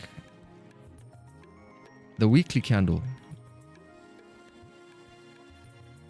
Oh, weekly candle not having a bottom wick. You know, the thing about momentum, candles can move without those bottom wicks. Like, look at this previous weekly candle. Don't even have to go so far. You got like a beautiful kiss of death over here on that 8 SMA. Price pushed up. Look at this weekly candle. So it can still move up with it. You know, the thing is, it's a momentum-based trade. So we had news last week that also made Monday open just skyrocket. Same as this week. Monday open, we had news that made it skyrocket. So whenever it's momentum based like that, it doesn't necessarily have to come down to create the bottom wick. It didn't over here, so why would it do it over here? You know, like when you get an entry confirmation, for example, if we get an accumulation breakout, that's a momentum based trade. Like we don't need candles to have top or bottom wicks.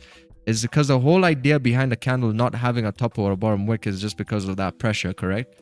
So whenever you get like an accumulation break like right here, but that 5-minute breaks and with no bottom wick, that means volume came in to the market. So it couldn't create that bottom wick. It's also a good sign, but definitely if you look at autonomy of a candlestick, it does have a top and a bottom wick. So ideally, even with momentum, you would like to see that, correct? It just makes you feel a bit more safer. But I think like over the years, what I've learned is that it's not completely necessary, but it's definitely important to understand how that works with your strategy. Because the way you trade, you might need that bottom wick or that top wick. But over the years, I found out with the way I trade, I used to miss out on a lot of good trades because of that. That I would just wait for this thing to happen.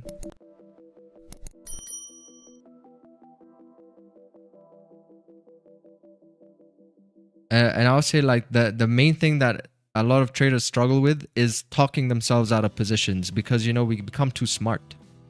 You know, we become too smart over the years. So we get really good at talking ourselves out of certain things because we like over analyzing. It's sort of been a beautiful setup right here, but you see I'm still not getting that directional bias, but that looks like a reversal confirmation signal from these guys. You see I broke below those lows, it's consolidating. That's a warning sign. So if it breaks above those highs, there's a pretty good probability that these guys are going to get whips. They're going to get a whip right here. So imagine sellers in the market right now. Imagine yourself in a sell like this. You know, the best thing to do at this point, instead of, let's say you put like 20 pips stop loss, instead of risking 20 pips, you're going to risk around 9 pips, 10 pips. 10 pips. So you gotta manage your risk because see, price is giving this area here a hard time. Right, so you gotta manage your risk, and if it breaks these lows, awesome. That confirms momentum that price can keep going down. But you see this daily bias here is still waiting for me. So if I thought daily bias was bearish, then I would take a sell if we broke these lows. If I thought daily bias was bullish, then I would take a buy if we broke these highs. But whatever direction that it breaks should be the genuine direction.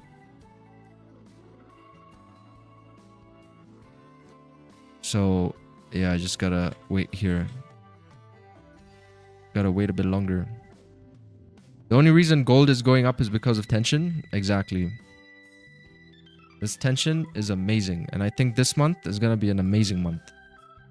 You know, so doing pretty good right now. So far, we're doing pretty good here. So I think, man, this month we're gonna have a lot of... This is why I wish I traded yesterday, because I'd already been up here quite a lot, but I wasn't on the chart. But this month is just a runner's month.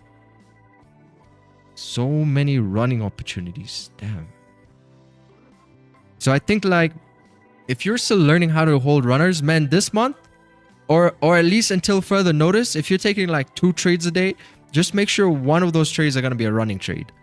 Like, just execute on that trade and just like hold that trade out of 2 trades a day, because when markets are moving like this, you're going to experience a lot more running opportunities.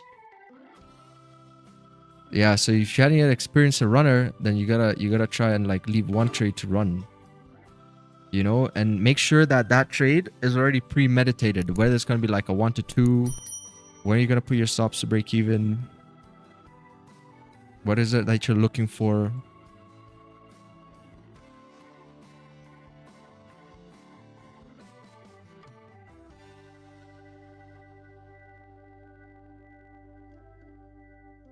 It's about to come up here to 45.90.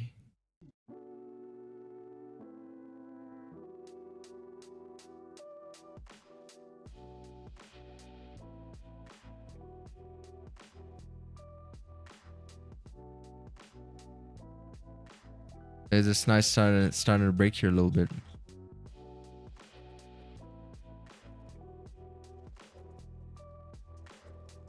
Daily still. This is the only thing that I don't want to take any trades right now. It's just mainly just because of this. I want to see this at least flip.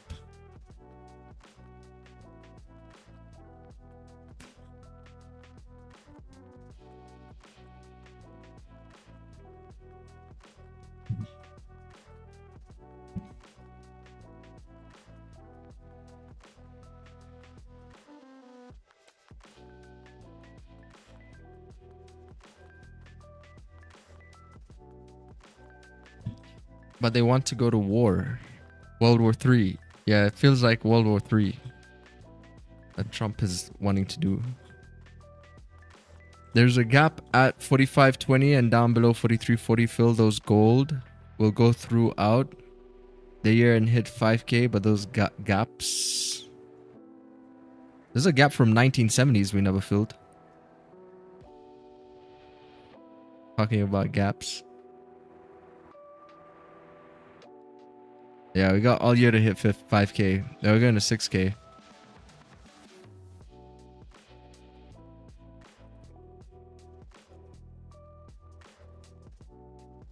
45.62 is where I was looking at next support down. Oh, the 4 hour is also closing on Wanda. Here in 19 minutes. It could be waiting for the 4 hour close. That's the thing sometimes. It's just waiting for a higher time frame candle, right? I think we forget about that. Especially as scalpers in the market when looking at 1 minute time frames. We tend to forget to sometimes look at the HCF. Because the higher time frame candles also sometimes close like dojis. So like this whole hourly candle could have just been like a doji. Waiting for that next hourly with that 4 hour close to potentially do that.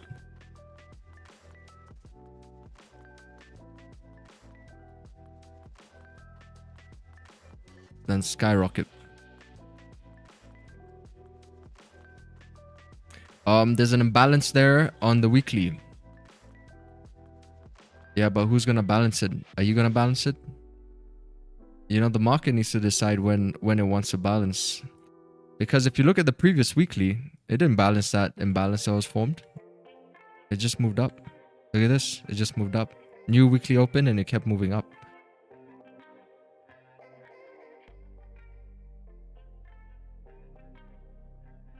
So who's gonna fill that?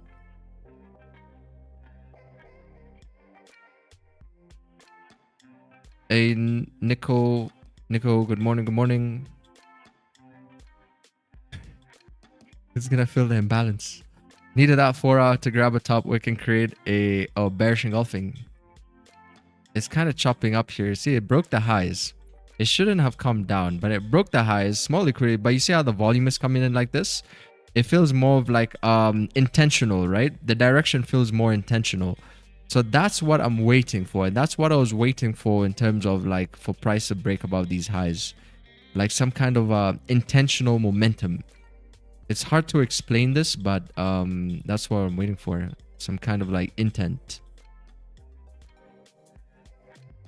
Teabagged. Yeah, I'm waiting for like some kind of intent like this. So let's see if that even follows through. Oh, it also came up towards that 8 SMA there on the 5 too.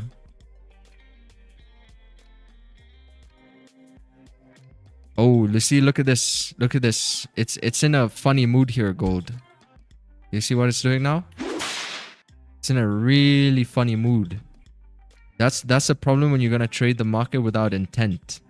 Sometimes you get the moves play out, but you feel a lot better when you feel that the market chooses a direction. You see, like we thought this thing was gonna go down.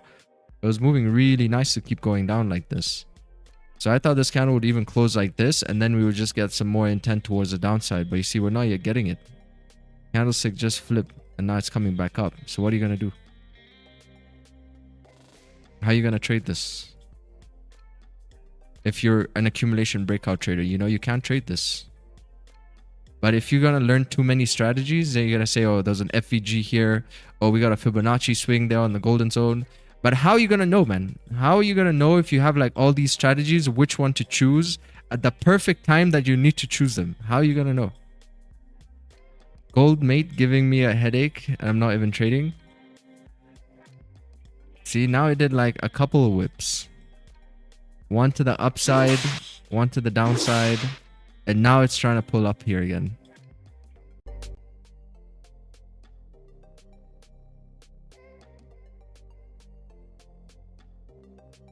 Oh, 5 minutes looking like a nasty liquidity grab there. The way it's taking out those lows. Taking out the lows here. Still respecting that 50, but price action is king at the end of the day. I think we can get through that 8 SMA there. Nice little liquidity grab. So is that the liquidity grab that we've been waiting for? That can finally propel us beyond 45.97. So we can try and catch this bullish continuation, because when it starts to move, it should start to move. It invalidated my short idea. Yeah, the breakout traders here are getting wrecked. Because, you know, there's a couple of breakout traders. There's some who were in these positions. Maybe from... Oh, there was one here, actually. This looks like the one I took this morning. It's much smaller one. That looks like the one I took this morning. So if you go here in the Discord, you're gonna see like, look at the structure here, and then look at the structure here. Like a smaller one, right? But you see this? Look at this. Look at this right here. Just pay attention to those details. You see support here, higher support, lower support. We got resistance which was formed on that candle there too when price started to come down. But it's like a similar idea here. You see this? Higher support, lower support. Same resistance that was formed here. And it's like literally the same thing. Oh my days. You even have this. Wait.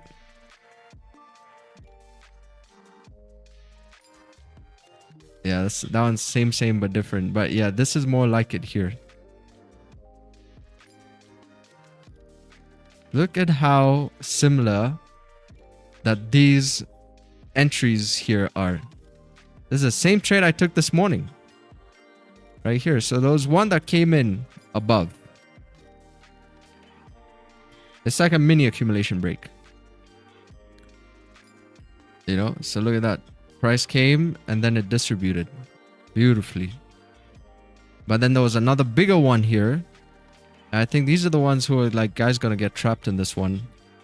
And maybe they just had their profit taking being hit too on the last push, but they could have gotten stopped out right here before price went and hit their profit taking targets. So you've all seen the markets act very mischievous like that before. Like it will come try to take you out before hitting your profit target, correct? So that's just what we call a shock in the water. There's not always going to be a shock in the water, but there is going to be from time to time a shock in the water. So it happens and you just want to be always like cautious about certain things like that. Making sure you don't close your positions too early. Like if my stop loss gets hit, I never close my position. I always wait maybe like, you know, a pip or two. A pip or two just to see what's going to happen there. But you see, there's a bit of a shock in the water here. Even as it broke the highs, it's still starting to pull down again. So we still don't have any kind of like a conviction of where price wants to go.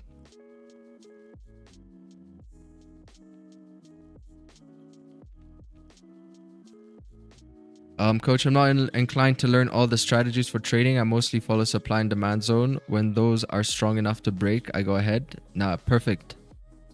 As long as you have, let's say, 2 entry models you focus on, like that's the best amount of entry models to focus on, because you can use them as a confluence, because sometimes also get a shotgun and a consolidation happen at the same time. But when you're focusing on too many entry models, then it can, you know, it can become a bit confusing. Your consistency, your results are also going to look a bit different, because each setup has a different cluster of winning and bad trades. So if you focus on like 2, you can at least have a more predictable outcome of how your cluster of winning and losing trades are going to look like. So you see, this month I've only taken about 13 trades. Because I didn't trade on Friday and I didn't trade on Monday. Otherwise, maybe I'd have like 17 trades. So I only take like 13 trades this month.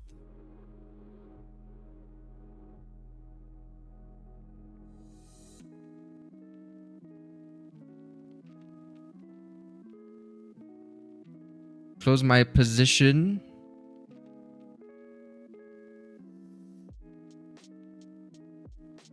If you don't mind me asking, bro, how many pips are your target per session? I target more of like a percent. You know, when I focus on a percent, I can have more of like a good result with a percent, you know? So I focus on split. Because at the end of the day, it's like, what are you trying to get? You're trying to get percent, right? So all my trades are based off percent. Like if I'm going to risk maybe, you know, 1%, 2%. And if I close out at a 1-to-1, I can make still 2%. So I don't need the 1-to-2 push. Correct? I don't need the 1-to-2 push. So I focus on percent. Because it's harder to get the, I mean, you can get the 1-to-2s, but I don't like being in the market for very long. So what I always do is I always risk anywhere from 1 to 2% per trade. correct? And that's it. And then I show you the before and after pictures just to show you that the trades are gonna still run. They still run because, you know, when we take a trade here, the idea is like, okay, can I make 2% on that move? Can I make maybe even a 1.8% on that little move right over there? Very well knowing that price is still going to fill that range. Well, we don't want to be greedy, correct? We don't want to be greedy. But if you're more concerned about pips, then pips wise, there's a lot of pips to be gained. You know, like even if you look at this trade over here, this trade we were looking at for a sell, that price was going to come and fill that range. You see, down towards support. And price came and it filled the range down towards support. If you want to hold, like, it's just up to you if you want to hold. But you have to have the data anyway to show that your strategy can actually, you see, like, strategy can actually push. You see how much it pushes? It pushes, it runs, but it wouldn't make sense to have a TP 1, 2, 3, 4, 5, 6, 7, 8, 9, 10. Right? It's all about like, what are you trying to get from the move? Like, what do you need from the move? So, man, for me, every day I close like anything between 1 or 2% day. I think I'm pretty happy with that day.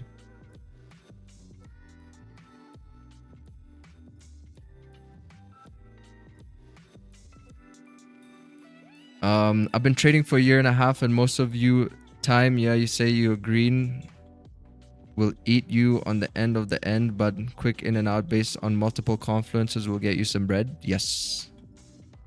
The way I look at it, if somebody gave me $1,000 cash, I would not hold out and say, I'm waiting for this to hit a 1 to 2. I will take it. The problem is when it's on C-Trader or MetaTrader, you're going to want to like see those numbers increase. But someone gives you even like, if you have a $600 account, man, if you have a $600 account, you should be looking to end the week with maybe, you know, $20, $30. $20, $30 I think is pretty good. Like $500, $600 account. Because if you withdraw that money, it's going to feel real. And there's no difference between that $500 becoming $5,000 and then ending the week with something like, you know, maybe 200, 300, 400 bucks. You know, it's still pretty good money. The only problem here is the account size is small. But as it increases, you'll understand the value of securing profits, you know. But when you're still trading like a small account, you don't see the value of securing profits right now because it feels like too little. But when your account grows, you're going to understand like why it's important to secure something. So I think it's like you just have to approach the market with that mental model already. You know, you have to envision yourself of like where, not where you are now, but where you're going to be in the future. Don't trade like you're trading like where you are now. Trade like where you're going to be in the future.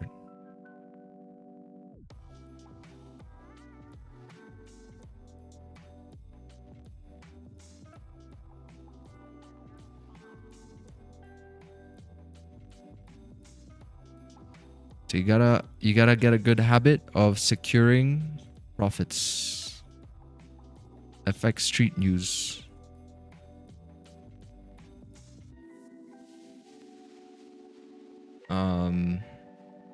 I think it might do something like this with this consolidation. We'll do 2 to 3 drives lower, grab some orders, and then run higher. This is on the 1 minute. On futures. Let's see, futures at 4,600. Yeah, futures looks okay. Futures is I think it's like 5 or 10 minutes behind. So technically speaking, take a sell over here. We're gonna have a time machine on futures, correct?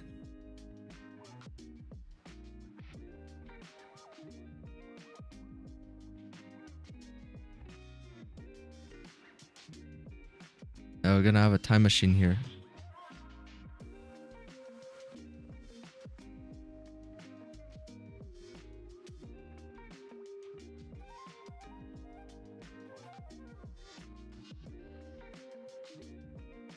My account is around 8k pounds on IC markets. I try so many funded, but with all their rules, one bad trade and you're done with proper risk management.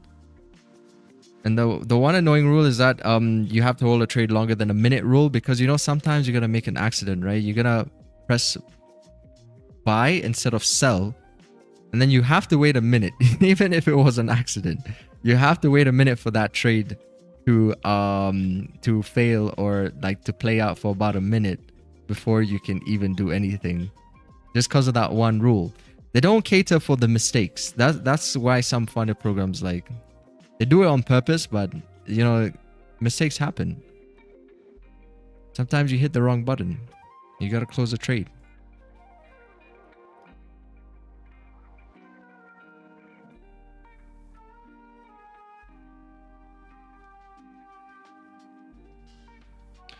Hey, Rothschild. We got a Rothschild in the chat. Thank you, thank you. Thank you, sir.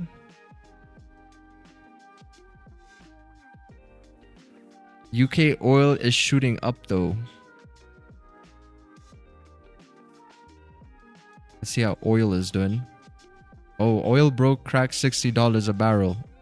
Yeah, oil is on its way up right now. It's still distributing from this area here.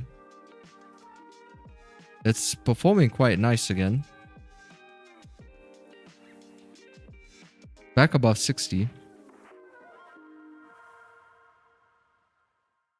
Oil. All right, let's see how I trade over here. We're gonna full port futures. Oh, look at this, I'm in profit. Yeah, I think I'm gonna secure right here when we break these lows.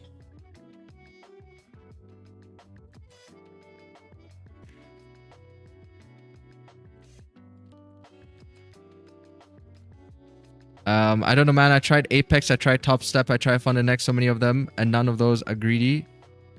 Are good firms to make some bread. Yes. I got refunded from IC Markets for a strange reason. 94.03 cents.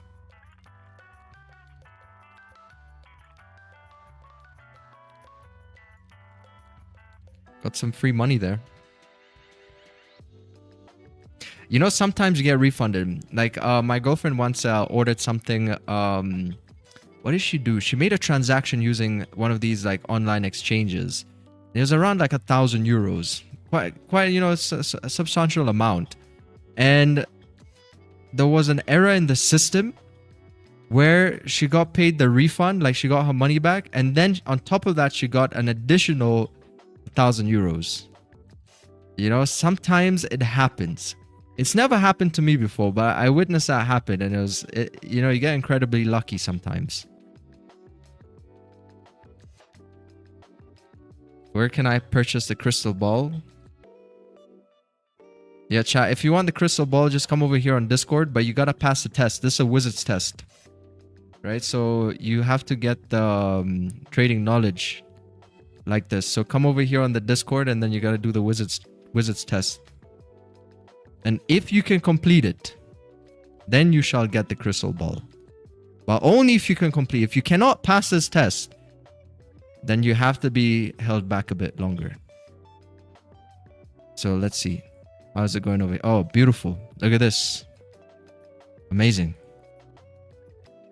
4,600. Up right now. I still think it can potentially keep pushing here towards 45.95 on futures.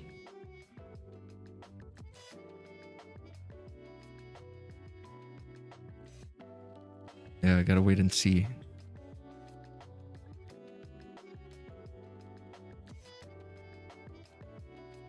We just have to wait. That's all you gotta do. Is just wait.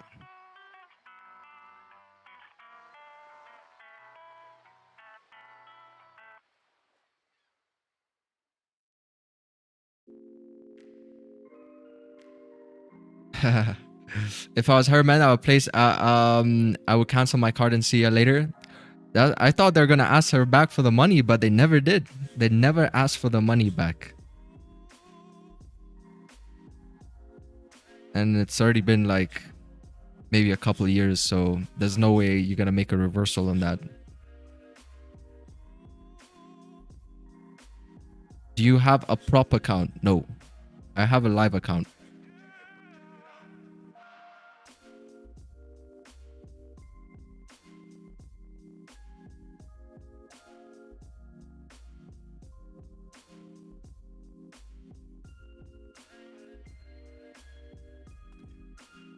I just got a live account. Why would I trade a prop account? I've been trading for... I'm going into my 6th year. Why would I still be trading a prop account? Who do you know who is a... Like, okay, I get the idea. I don't want to get into it, but like, it's much nicer. It's so much nicer just having control over your money. Let me tell you that much. And like not having a profit split or do any affiliations with anybody. You know, like, why? Don't you want to like control your own money? Because I think at the end of the day, that's what kind of we want to do.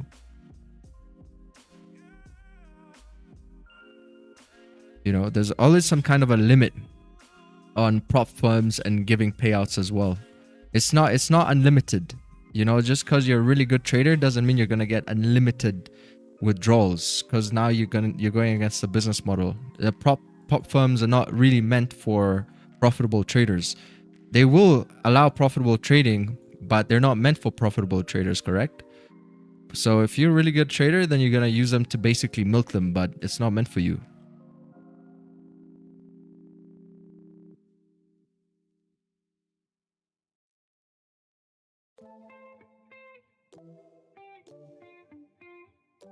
So you could save finders keepers and then there's nothing they can do anyway. All those gurus on the internet telling you to go with prop firms, man, all of them are full of... Yes. I mean, if they're affiliated with them, now you know why that they're telling you to do that. You know? I think like if you can even trade a $500 account profitable, man, the only problem you're going to have is an income problem, because even if you start off with a $1,000 account with no prop firm, you can still gradually scale that $1,000 account, you know, risking a maximum of 5% per trade. You're still going to make pretty decent money, like 5% per trade, and just make sure you're disciplined, understanding your cluster of good and bad trades. Take about like 20, 25 trades to blow that account, correct? But you're never going to lose back to back like that anyway. So I think even with $1,000, but the most ideal would be like if you had a $5,000 account. A $5,000 account, I think you can even grow that quite exponentially, you know, without the aid of a prop firm. But the beautiful thing is a skill. Like, you got the skill, you feel like you will be okay. You know, as long as you have the skill, you'll be okay. So if you can do it on a $500 account, trust me, you're going to do it on a 500k account, 50k account, doesn't matter.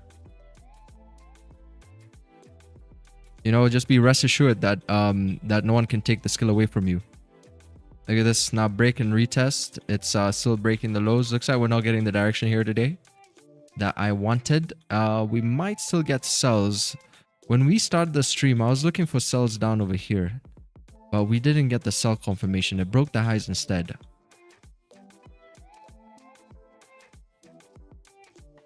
Beautiful follow through on this. Really nice follow through on that. I started trading when gold was at 2,800. Man, I wish I had the capital to hold it through the years. Question is, even if you had the capital, would you have hold it? Would you have hodled it?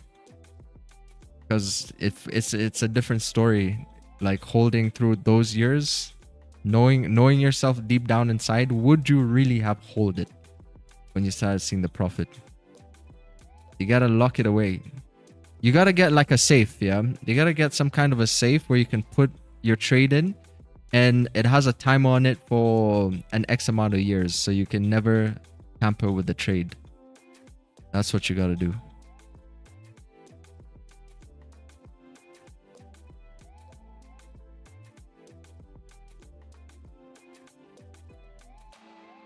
Hey Vishu, how's your day? Good so far?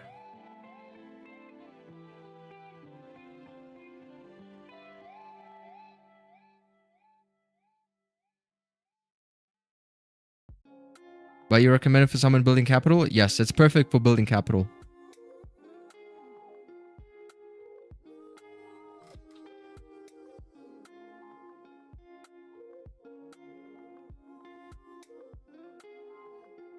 or Ocala equals payout locked in with FN futures, a $7,500 payout.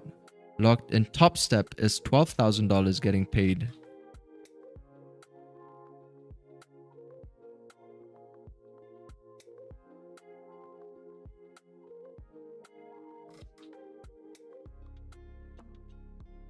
But I do like the idea of props because I've seen a lot of like Instagram influencers still trying to find profitability, but they have made themselves like maybe 4K payout, they have like a 3K payout, but they're not profitable.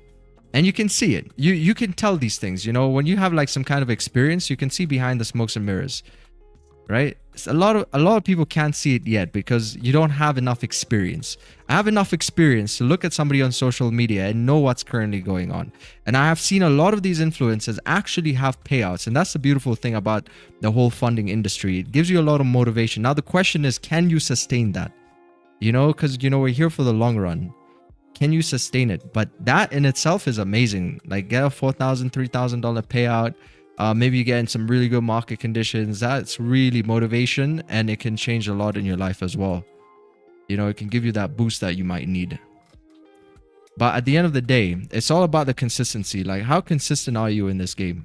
Like, can you consistently show up and go through those trials and tribulations of taking losing days, being mentally sometimes exhausted? Can you manage that over a period of time? Because even the greatest traders, they're going to struggle with those same problems. You know, they're going to end up blowing accounts towards the end of the year, or something happens where they start breaking their rules. They don't follow risk management parameters as they should. And as you've seen online, you probably follow some people who do that as well, like break some serious rules. And it happens to a lot of people. You know, it happens. And we're going to see it every single year. You're going to see this person you're looking up to. And I've seen it, I've experienced myself. Like a lot of the people I've looked up to, they'll get to like a plateau and then something happens. You know, they either like overtrade or like just something negative like that happens. So you don't want ever to be in a situation like that, you know. So you got to look at your system now, and every single time that you see you're bleeding, your account starts to bleed, I always say you got to stop the bleeding, wherever that bleeding may be. You have to look at it critically and say, what was happening here? Was I overtrading? Was I fighting the market? Has my bias just been wrong? Am I not reading the macro fundamentals correctly? Or like, what is out of line? You know, why am I having this happen? Because if you don't fix that bleeding, whatever it is, it's going to come back later.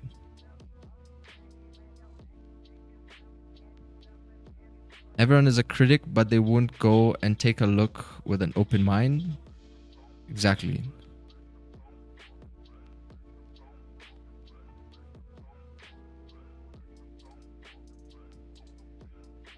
You gotta audit. Like this session here, I gotta audit myself and say, okay, did I follow my rules? I think I followed my rules.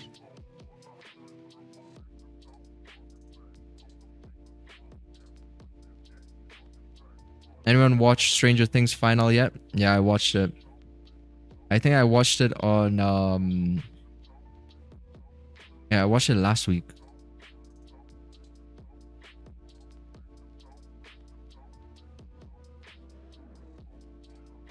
It's not bad. I mean, if you're a true Stranger Things fan, a lot of people didn't like the ending. There were a lot of loose ends. Like the you know, the military guys, like where did they go towards the end? You know, there was no like story arc for the military, which actually was playing a major role in the whole of the last season. But towards the end, they just like disappeared. You know, they disappeared, and I don't know if I really like the ending with 11 too, because it's like you don't know 100% if she's still alive or not. So it just becomes like a loose end as well. So I didn't like that as well. But as somebody who's not much of a Stranger Things fan, like I can live with those little loopholes that they created there. You know, sometimes you're gonna see like shows like Netflix, they're gonna start to change the show based off of what maybe majority they think people are gonna like. So usually it's the die-hard fans which are gonna have problems with certain shows. like that. You know what I mean? But they're catering for a more general audience. And it's a damn shame because I've seen a lot of my favorite shows like take that road. And a lot of my favorite video games as well. They also do it with video games too.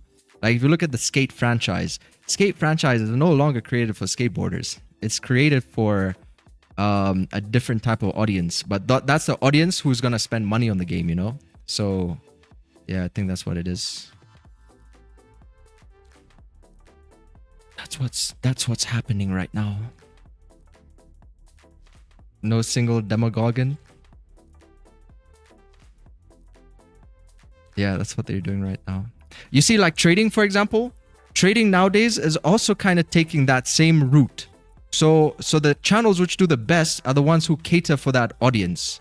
You know, so if I want this channel to blow up, I need to cater for a certain audience as well. Like if I want like a very fast exponential growth just in terms of social media, I have to cater for that one audience. They're not the ones who really care about trading, but they're the ones who want to feel a certain way, or like they want to sell like a certain dream, but that's going to make you grow, unfortunately, you know. But what about the guys who really want to learn about the nitty-gritty? That's why you're never going to see people like MambaFX or these type of guys. They're never going to do like a live stream, correct? They're never going to do a live stream because they're catering to a certain audience. So you can never see those people ever do live stream. Never. All these people, like all these supercars like Lambo Raul, all these big names, you're never gonna see them on YouTube. They can't do it. They can't do it because that's not what they're doing. You know, because people who guys gonna do like live streams are people who actually want to learn how to trade. Now look at this. Price is coming down over here. It's starting to fill this range. It's like a 48 pip range. Or even like FX Alex G. You're never gonna see FX Alex G actually do like a proper live stream. Never. So I think, you know, you just gotta see where you fit in that spectrum. Because for me, I've always fit like in education. I've always wanted education. And then I look at those other channels like motivation, basically. Because making money is supposed to be boring. You know, you're supposed to come here, you're supposed to wait, you're supposed to be disciplined, you're supposed to follow rules. That's the process of making money. It's not every day gonna be driving Lamborghini throughout the hills. It doesn't exist. Not for me, not for Elon Musk, not for Jeff Bezos. It doesn't exist. Because a lot of the time, making money is a boring process, and you need to be disciplined and you need to have a character development that's beyond needing those materialistic things. Because once you start making money, those materialistic things don't matter as much anymore. Because you find most of your joy from actually doing the process and not receiving the reward, right? At some point in your journey, that's what it's going to be. If you look at Xauusd started making millions of dollars when he was 17 years old. He didn't buy a house until he was well in his 20s. And the house that he bought only costed about $1 million. And he could afford a $5 million house, a $10 million house. But he never spent money on anything. And the only thing he ever spent money on was a chain that cost him like $30,000. And even then he regretted buying the chain. Because Xauusd is a guy who's trying to perfect live streaming or in real life streaming, that the money is just a byproduct, and he has so much money of it. He makes so much money from doing that he doesn't care about a Lamborghini. If you go to Monaco, in Monaco, having a Lamborghini or Bugatti does not mean shit, because having a car that's a luxury car in Monaco is just the same way as having any other car. You know, in Monaco, like the game is different. You gotta have yachts. If you don't have a yacht, then what are you gonna do? Everybody has a supercar. You know, it's not as impressive anymore. So it's like, how can you get to the point of owning a yacht? You know what I mean? And not everybody owns a yacht. The amount of people who can afford a Lamborghini is so much higher than the amount of people who could ever own a yacht. You know, like what is the probability that you will ever own a yacht? Like a super yacht. Pretty low probability. So when you look at people who own those things, man, it's a different mental model. And you're not going to get there by chasing certain things like materialistic things.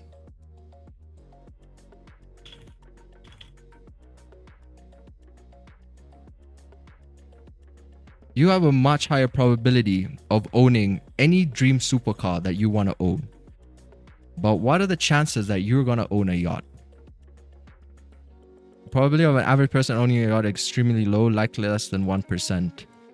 Vast majority of people who do not have significant wealth required for purchase price. The problem as well is the ongoing costs. You know, you could buy it once off, but you know, yachts can cost up to like 200, 300 million dollars.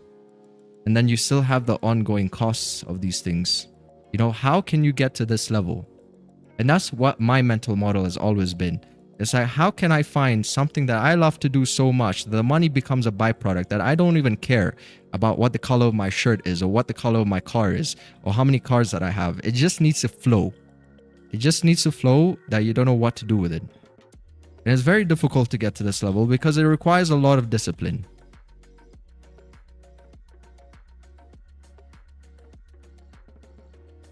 But it's an interesting way to own a yacht. There's some companies who can split the price like between, let's say like 5 people. You and like 5 other people or something like that. You guys can split the price and split the maintenance costs and everything.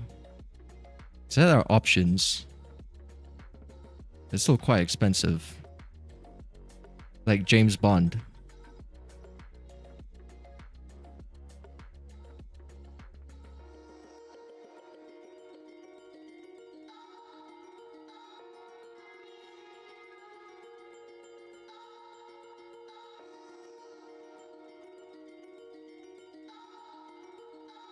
Hey, Leo Kid, thank you for the sub. Just pose in a Lamborghini.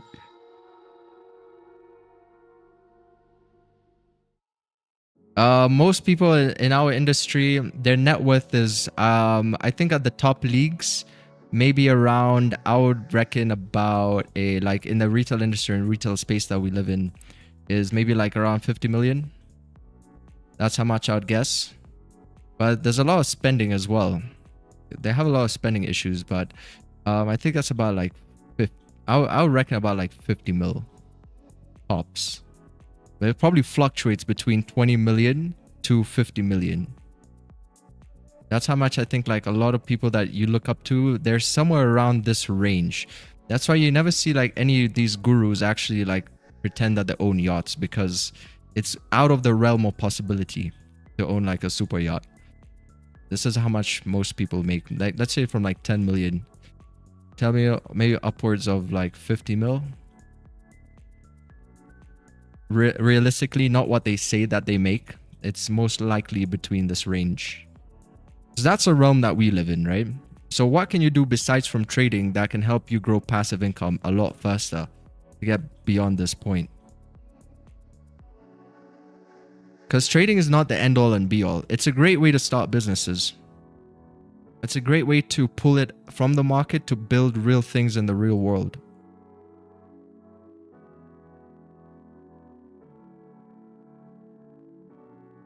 Most of them are rentals? Yes. Are you waiting for a trade, bro? Yes, I am waiting for a trade. I thought price would come down a bit more, maybe break below support and then give me like a sell, but it looks like we're just fluctuating within the ranges.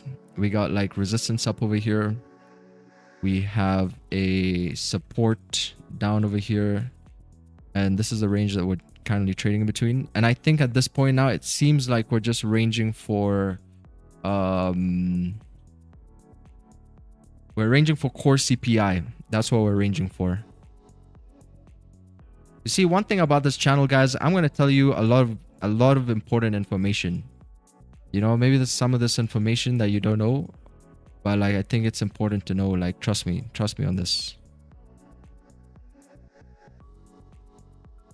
Trust me on this one, and you're gonna save yourself a lot of time. Selling Colombian powder. Yeah, that's...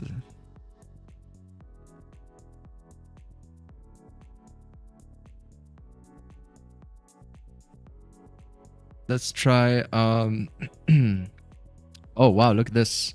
How much is TGR's net worth? Subject to speculation, with figures of his promotional content suggesting he achieved a net worth of 50 million. How I went from $0 to 20 million at 23.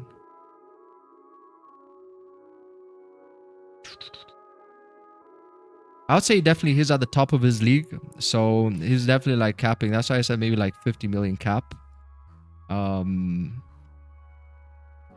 But at the same time, you know, when I look at people, I look at also businesses that people have built. Because when you're going to look at a business, you can see that Mark Zuckerberg is Mark Zuckerberg because of Facebook. You can see Elon Musk is Elon Musk because he has Starlink. He has a history of these businesses, you know, that he's developed. But some of these self-proclaimed riches, it's much more difficult to say that this guy is rich because of this thing that he built.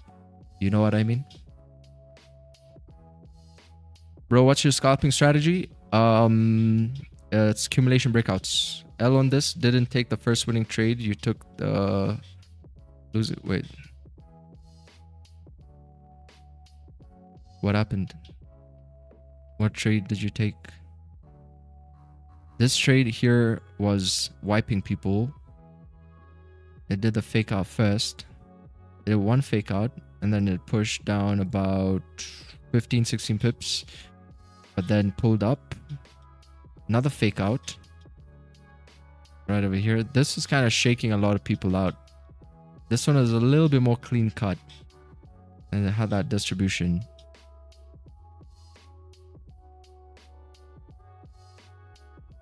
Yeah, but there's nothing here.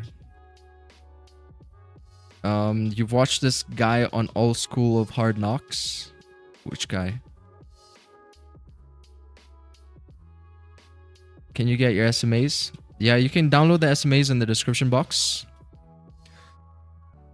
Bro, how can I work on discipline every time something tells me to take a trade and I hate it? Sometimes I control, sometimes I don't.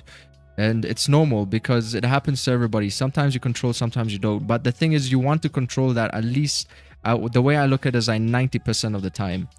Right? Because out of a whole month, you might want to be undisciplined, maybe like within a range of 3 trades. So you're not going to be perfect, but just make sure when you're being undisciplined, you know why that's happening. And most of the time, it's an ego thing. It's an ego thing. Maybe you feel like you got to take revenge on the market, or it's usually something like that. Maybe you're losing patience with the market, you know? So you just have to pay attention to those things and then fix them. And it's going to take time sometimes because you have to get tired, right? You just have to get tired of doing that same mistake. That's all that it is. But don't strive for perfection.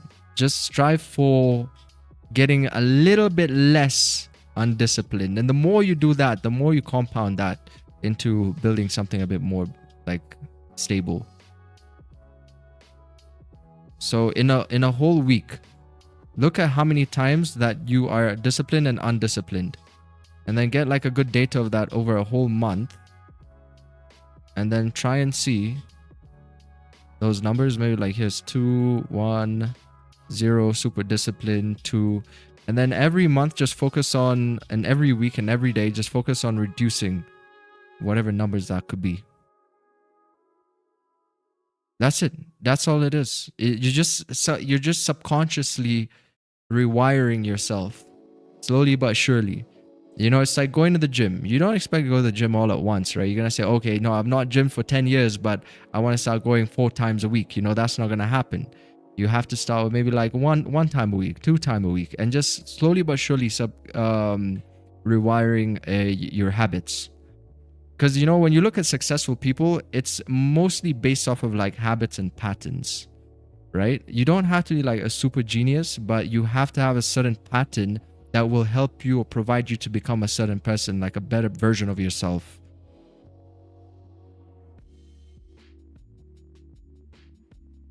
And consistency is key too. If you're not consistent, then it's not going to work. Like literally with consistency, you break a lot of boundaries with consistency.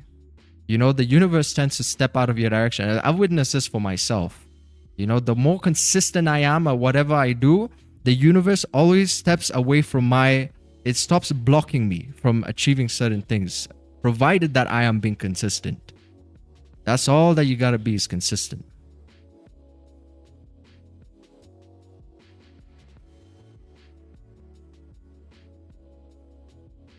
Because in the beginning, man, it feels like it's difficult.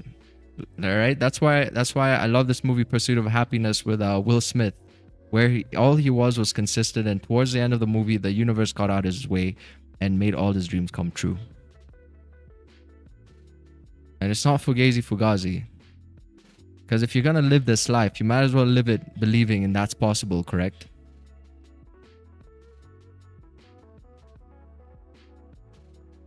If you're gonna wake up in the morning, man, if you're gonna take a losing trade today, man, you might as well change. The only thing you can change is your mental model. You can't change anything. If you're in traffic and the cars are not moving anywhere, you can't change the traffic, but you can change how you drive, correct? If you take a losing trade, you can change how you think about the losing trade. So you gotta focus on what you can control. You know, like some of the time we're trying to control our profits, but the only thing that we control, if we take a buy over here, is how much we can lose. We can't control how much we can win, but we can control how much we can lose. So why don't we start focusing on what we can control? And then eventually, you know, the universe steps out of your way and everything works out in the end.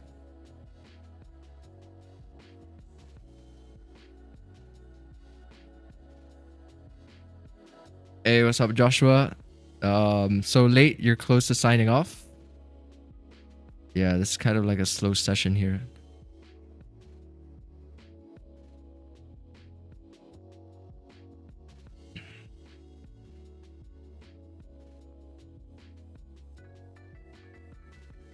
You know?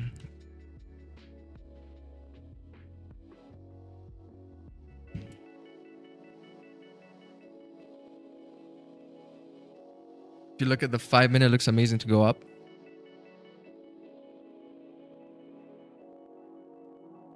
Someone once told me the grass was much greener on the other side.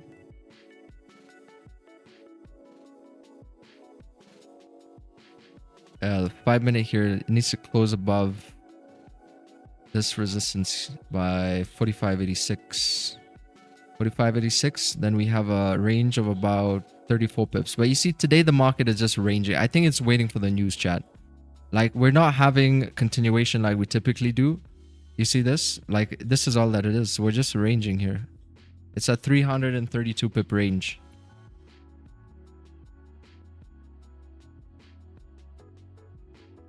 Yeah, whereas yesterday we had like a little bit more direction. But it's at the bottom of the range. So we might see price come and retest the highs there again by 4,600.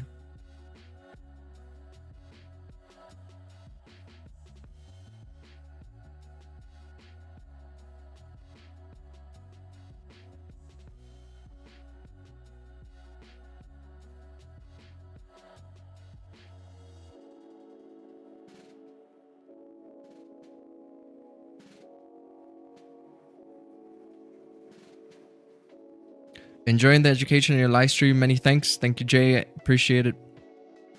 Jay Angel. 7-7.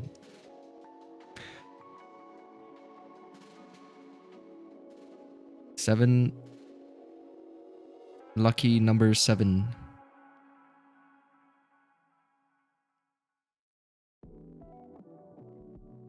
Please share how to avoid getting faked out so much. Wait for trending market conditions.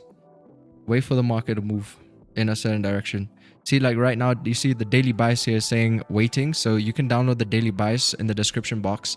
And that's going to show you like when most likely prices are going to be moving up or down based off that daily bias. So that's the best way to avoid fake outs.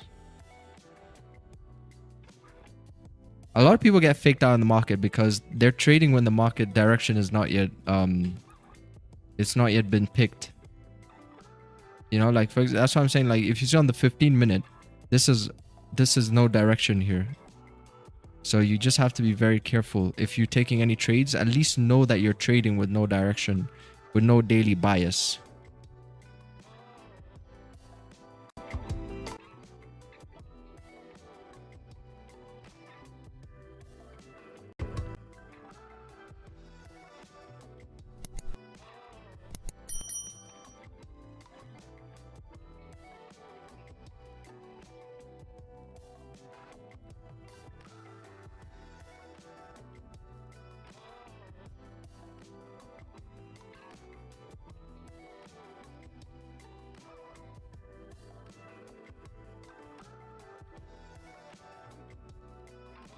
Man,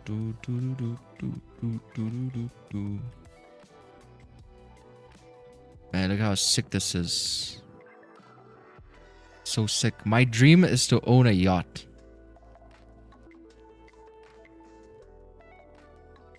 Hey, look how cool this is over here.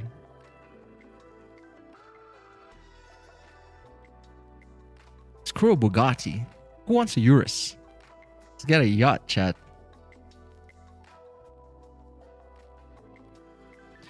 A Urus is just like any other car. You know what I mean?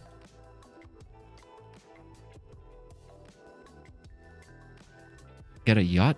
Damn, this would be sick. Put like a Starlink on this thing.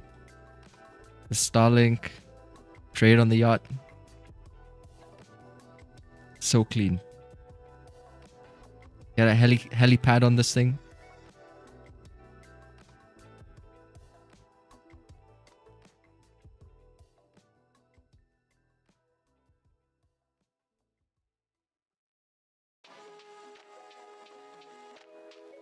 I don't think they use like fuel as well, like the newer yachts. They got these solar. They're built with solar panels on the sides, so they're gonna use fuel there.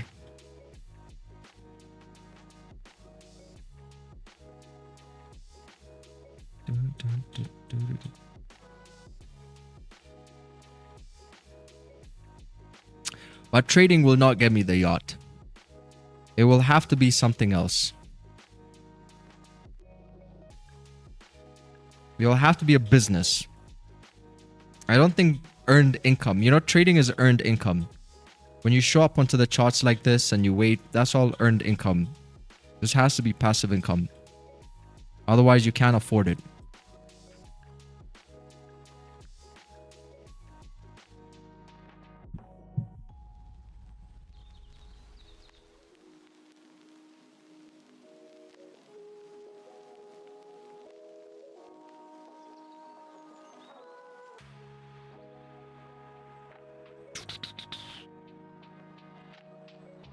Last week I made friends with a super yacht dealer, so when you're ready, let me know. I'll link you up. Let's go, Woods. I'll get a jet ski and scale up. I like that. Conor McGregor, if you speak it, you have it 100%. Conor McGregor's got a it's like a Lamborghini engined boat. Conor McGregor's boat's actually pretty cool. Speedboat.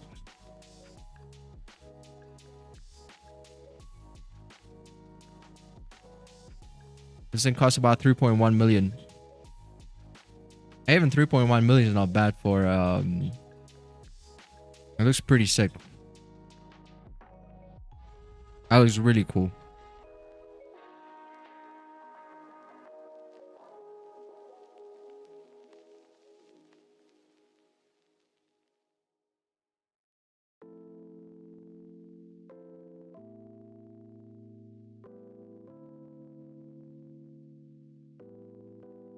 Yeah, price down 0.32%. And it's like literally flirting with the idea of giving trending moves, you know, because we're just bouncing between negative 40% and the daily flip, because it was either that the daily would flip, and if the daily would have flipped for me, then I would look for buys above 45.97. But you see, it came pretty close to 45.97, but it did not flip. And then the sells here I was looking for below that support. It came super close to 0.40%, but you see, it did the opposite. Right at 0.40, it went up. Right before the daily flip, it went down. So it's just stuck within ranges.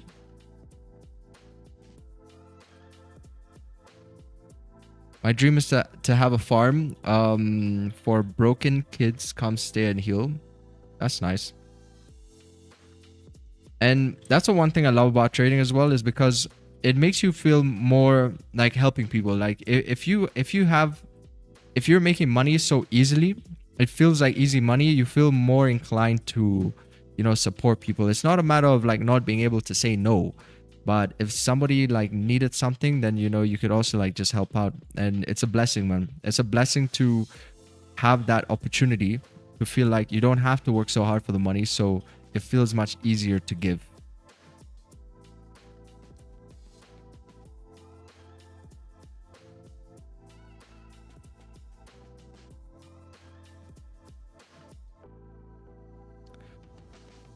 goals to become Iron Man. You know, Tony Stark's Iron Man was built off of Starlink. They actually shot a lot of the scenes on Iron Man in Starlink. Not Starlink, sorry, my bad. In SpaceX. They went to SpaceX to shoot most of those scenes for Iron Man. You could say Iron Man has been modeled, also based off Elon Musk.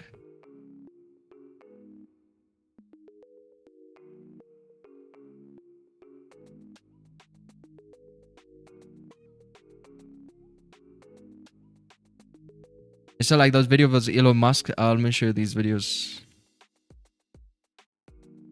The board like an Iron Man as well.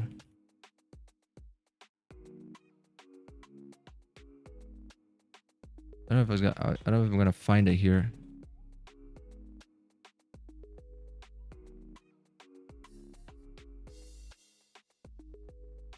You see like stuff like this. This was 12 years ago. So you know like how in Iron Man he has those screens where he's always like navigating stuff like that and bringing everything out and all that stuff. This is also like loosely based off like ideas like this. This is 12 years ago.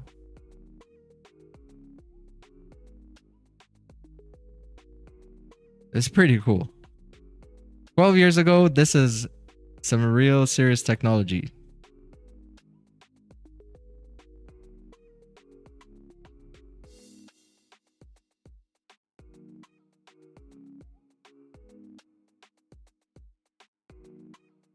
We've retested 50% fib level at 45.86. For that bear move, is it possible we see 45.77? 45.77? Yeah, I mean, it's possible. It's talking accumulation here now, though. You see, it has this minor accumulation from here to here. It's about 65 pips. So it's either going to break above this high and then move up, or it's going to break this low and then move down. So either one of those two. It's basically setting up again. So as we're approaching pre-NY here in the next 20 minutes, we're going to have a much better idea of what price wants to do. Because we've seen for the London session, since the London open, we haven't had the directional bias. So now we're heading over to pre-New York. So London was mixed signals. Pre-NY, we're going to see what happens here. But pre-NY potential buys above 45.87 and sells below 45.80 as it tries to distribute from this general range.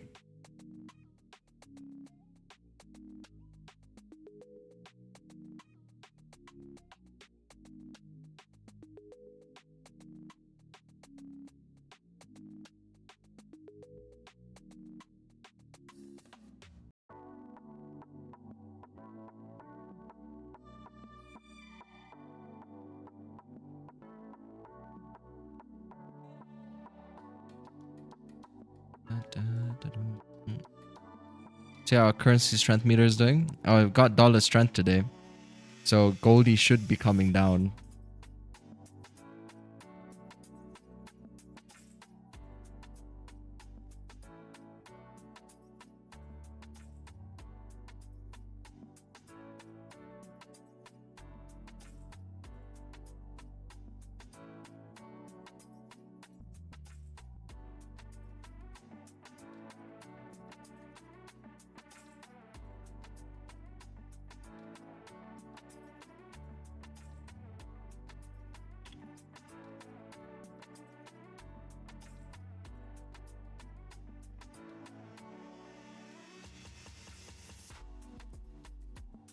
Will gold daily candle close bullish or bearish?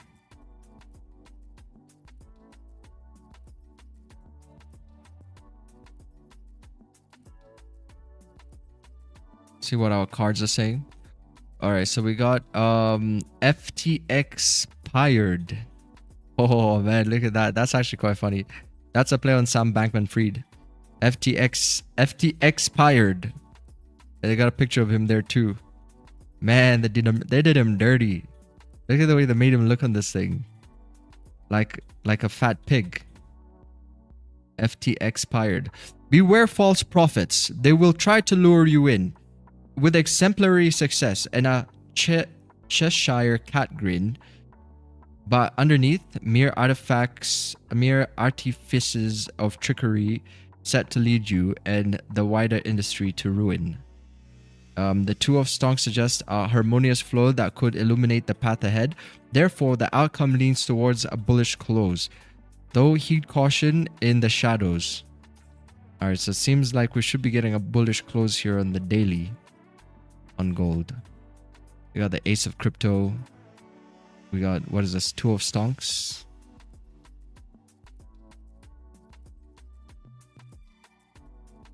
Show notifications. Okay. I will allow notifications from TradingView. Yes. Give me notifications.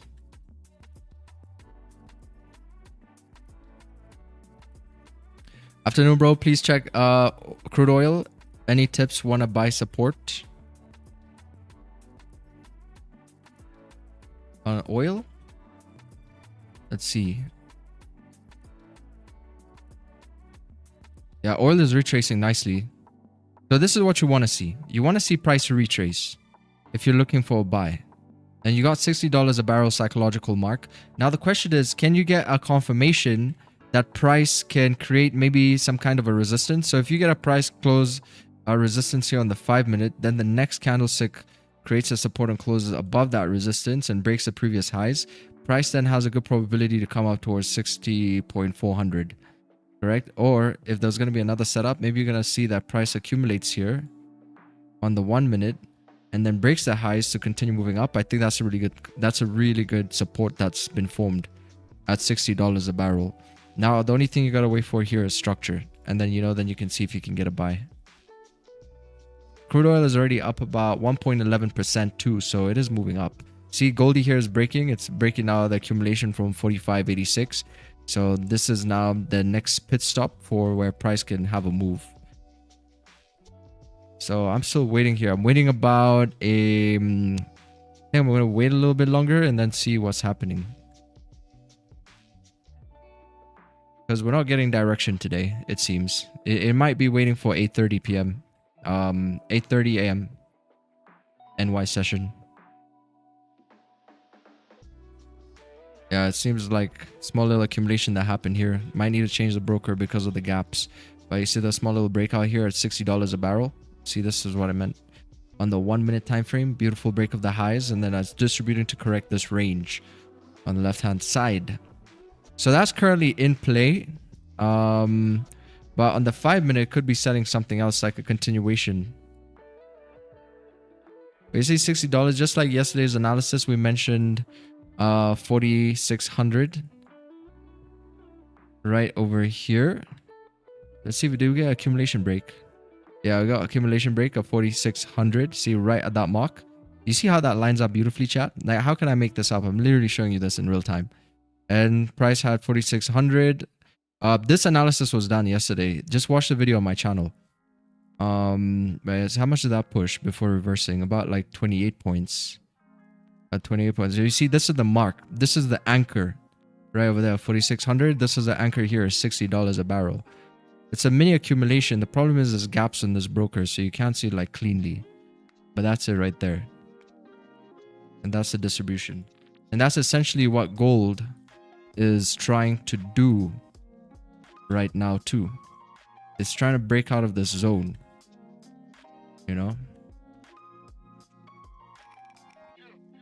But yeah, that's the move.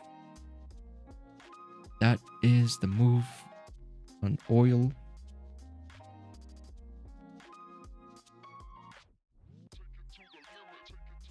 To the limit. Just came from school. What's up? Hey, what's up, Eisen? What level of education are you doing? You always coming on the stream saying you're coming back from school.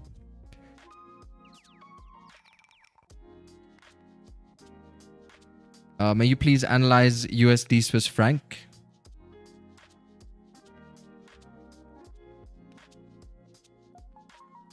USD Swiss franc looks like it's about to skyrocket too. Looks like a little inverted head and shoulders with a fake out situation here. Let's see what's the daily like. Daily 0.13. So daily hasn't even seen much volume. USD Swiss franc 0.13. Daily is bullish, though it seems like a potential breakout or a reversal. If it doesn't break those highs and starts breaking lows instead, there's a chance that it breaks below the support here and then comes down. Because when price breaks, you see it's breaking from this area over here. It's accumulating from this area. So if it's slowing down and starts breaking lows, the chance is going to pull back deeper. But if it breaks structure like this, creates a support, and then re-breaks the highs, there's a better chance that it's going to continue to move up bullish. Let's see on the 15-minute. It's probably trying to correct some HTF ranges. You know, on the 30-minute, you got like clean traffic towards that resistance. And then above that resistance, price can keep going towards that next resistance. And it's still in the early stages as well. You see like USD Swiss franc has been ranging for a really long time. It's been garbage price action. Like just basically a lot of whips over here. It's been garbage price action, but it's trying to finally have its move, right? So it's still in the early stages. And it looks like it wants to continue moving up bullish. There's a lot of whips over here. So the problem is like people are trying to catch these buys on USD Swiss franc. You have to really catch the main move, which only comes with good timing. And right now, I think, you know, it's not a bad time. It's a London Open. This is a London Open, so there's a pretty good chance that price can move up there. See, last time was London Open. It already had a push. Then New York session pushed down. So you got the Asia session consolidation, small liquidity grab, London Open. This is the London Open volume time.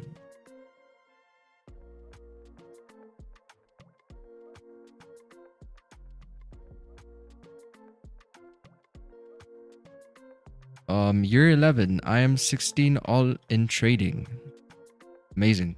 I wish I started when I was that young.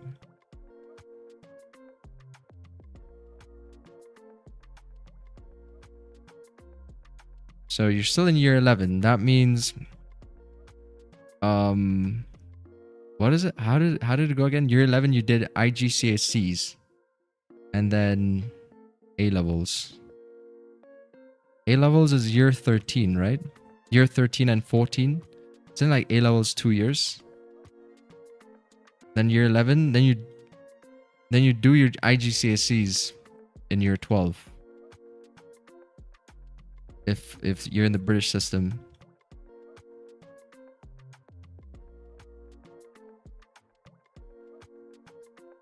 Yeah, A levels is 13. I couldn't do A levels. I failed my IGCSEs so bad. I couldn't do my A levels. I had to do a foundation year. So I did a foundation year for about like, how long is it? Yeah, just about a year. And that is a lot easier than A levels. And you can get into some pretty good unis with a foundation year too. So I did a foundation year.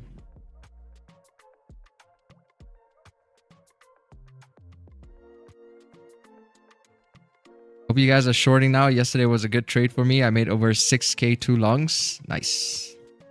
Yesterday was such an amazing day. I wish I streamed yesterday. I really wish I streamed yesterday.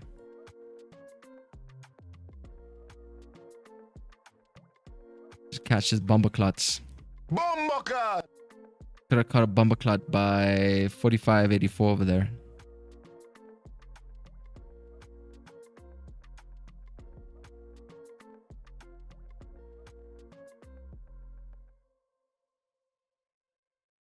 It looks like gold is tired now of all this bullishness of high prices. I think it's going down.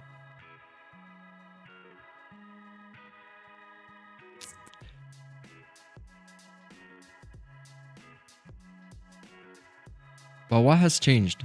I don't think anything has changed much macro fundamentally, right? We should still move up.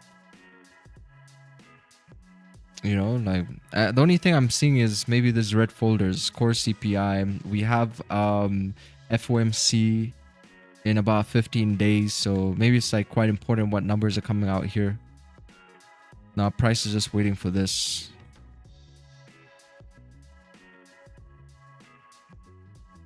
But yeah, yesterday was insane. But that's true. Like even coming onto the chart today, I did want to see price move up, but yesterday's candle was a really big push. It did about, I think that's 2.68% from the open.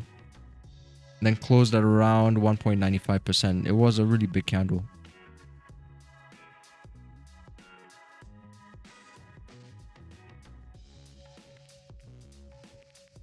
What are the settings for the kill zones?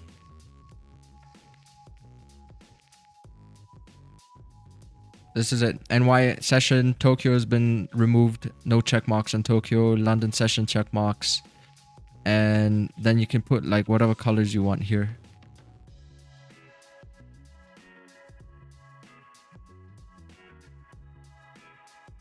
But yeah, that's the session. That's the kill zones here. So the thing is, dark spaces, Asia session, London open. Red is New York session open. Then you have London close right here. When it fades out, the blues fade out, and then that cycle repeats itself over and over again.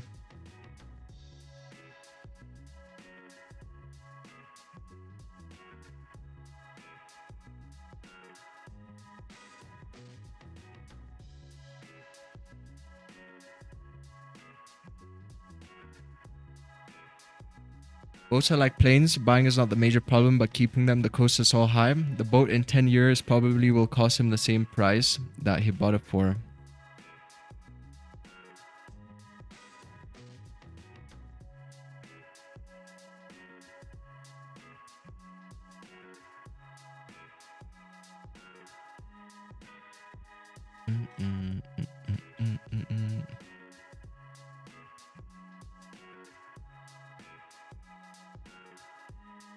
Yeah, I think what I'm gonna do is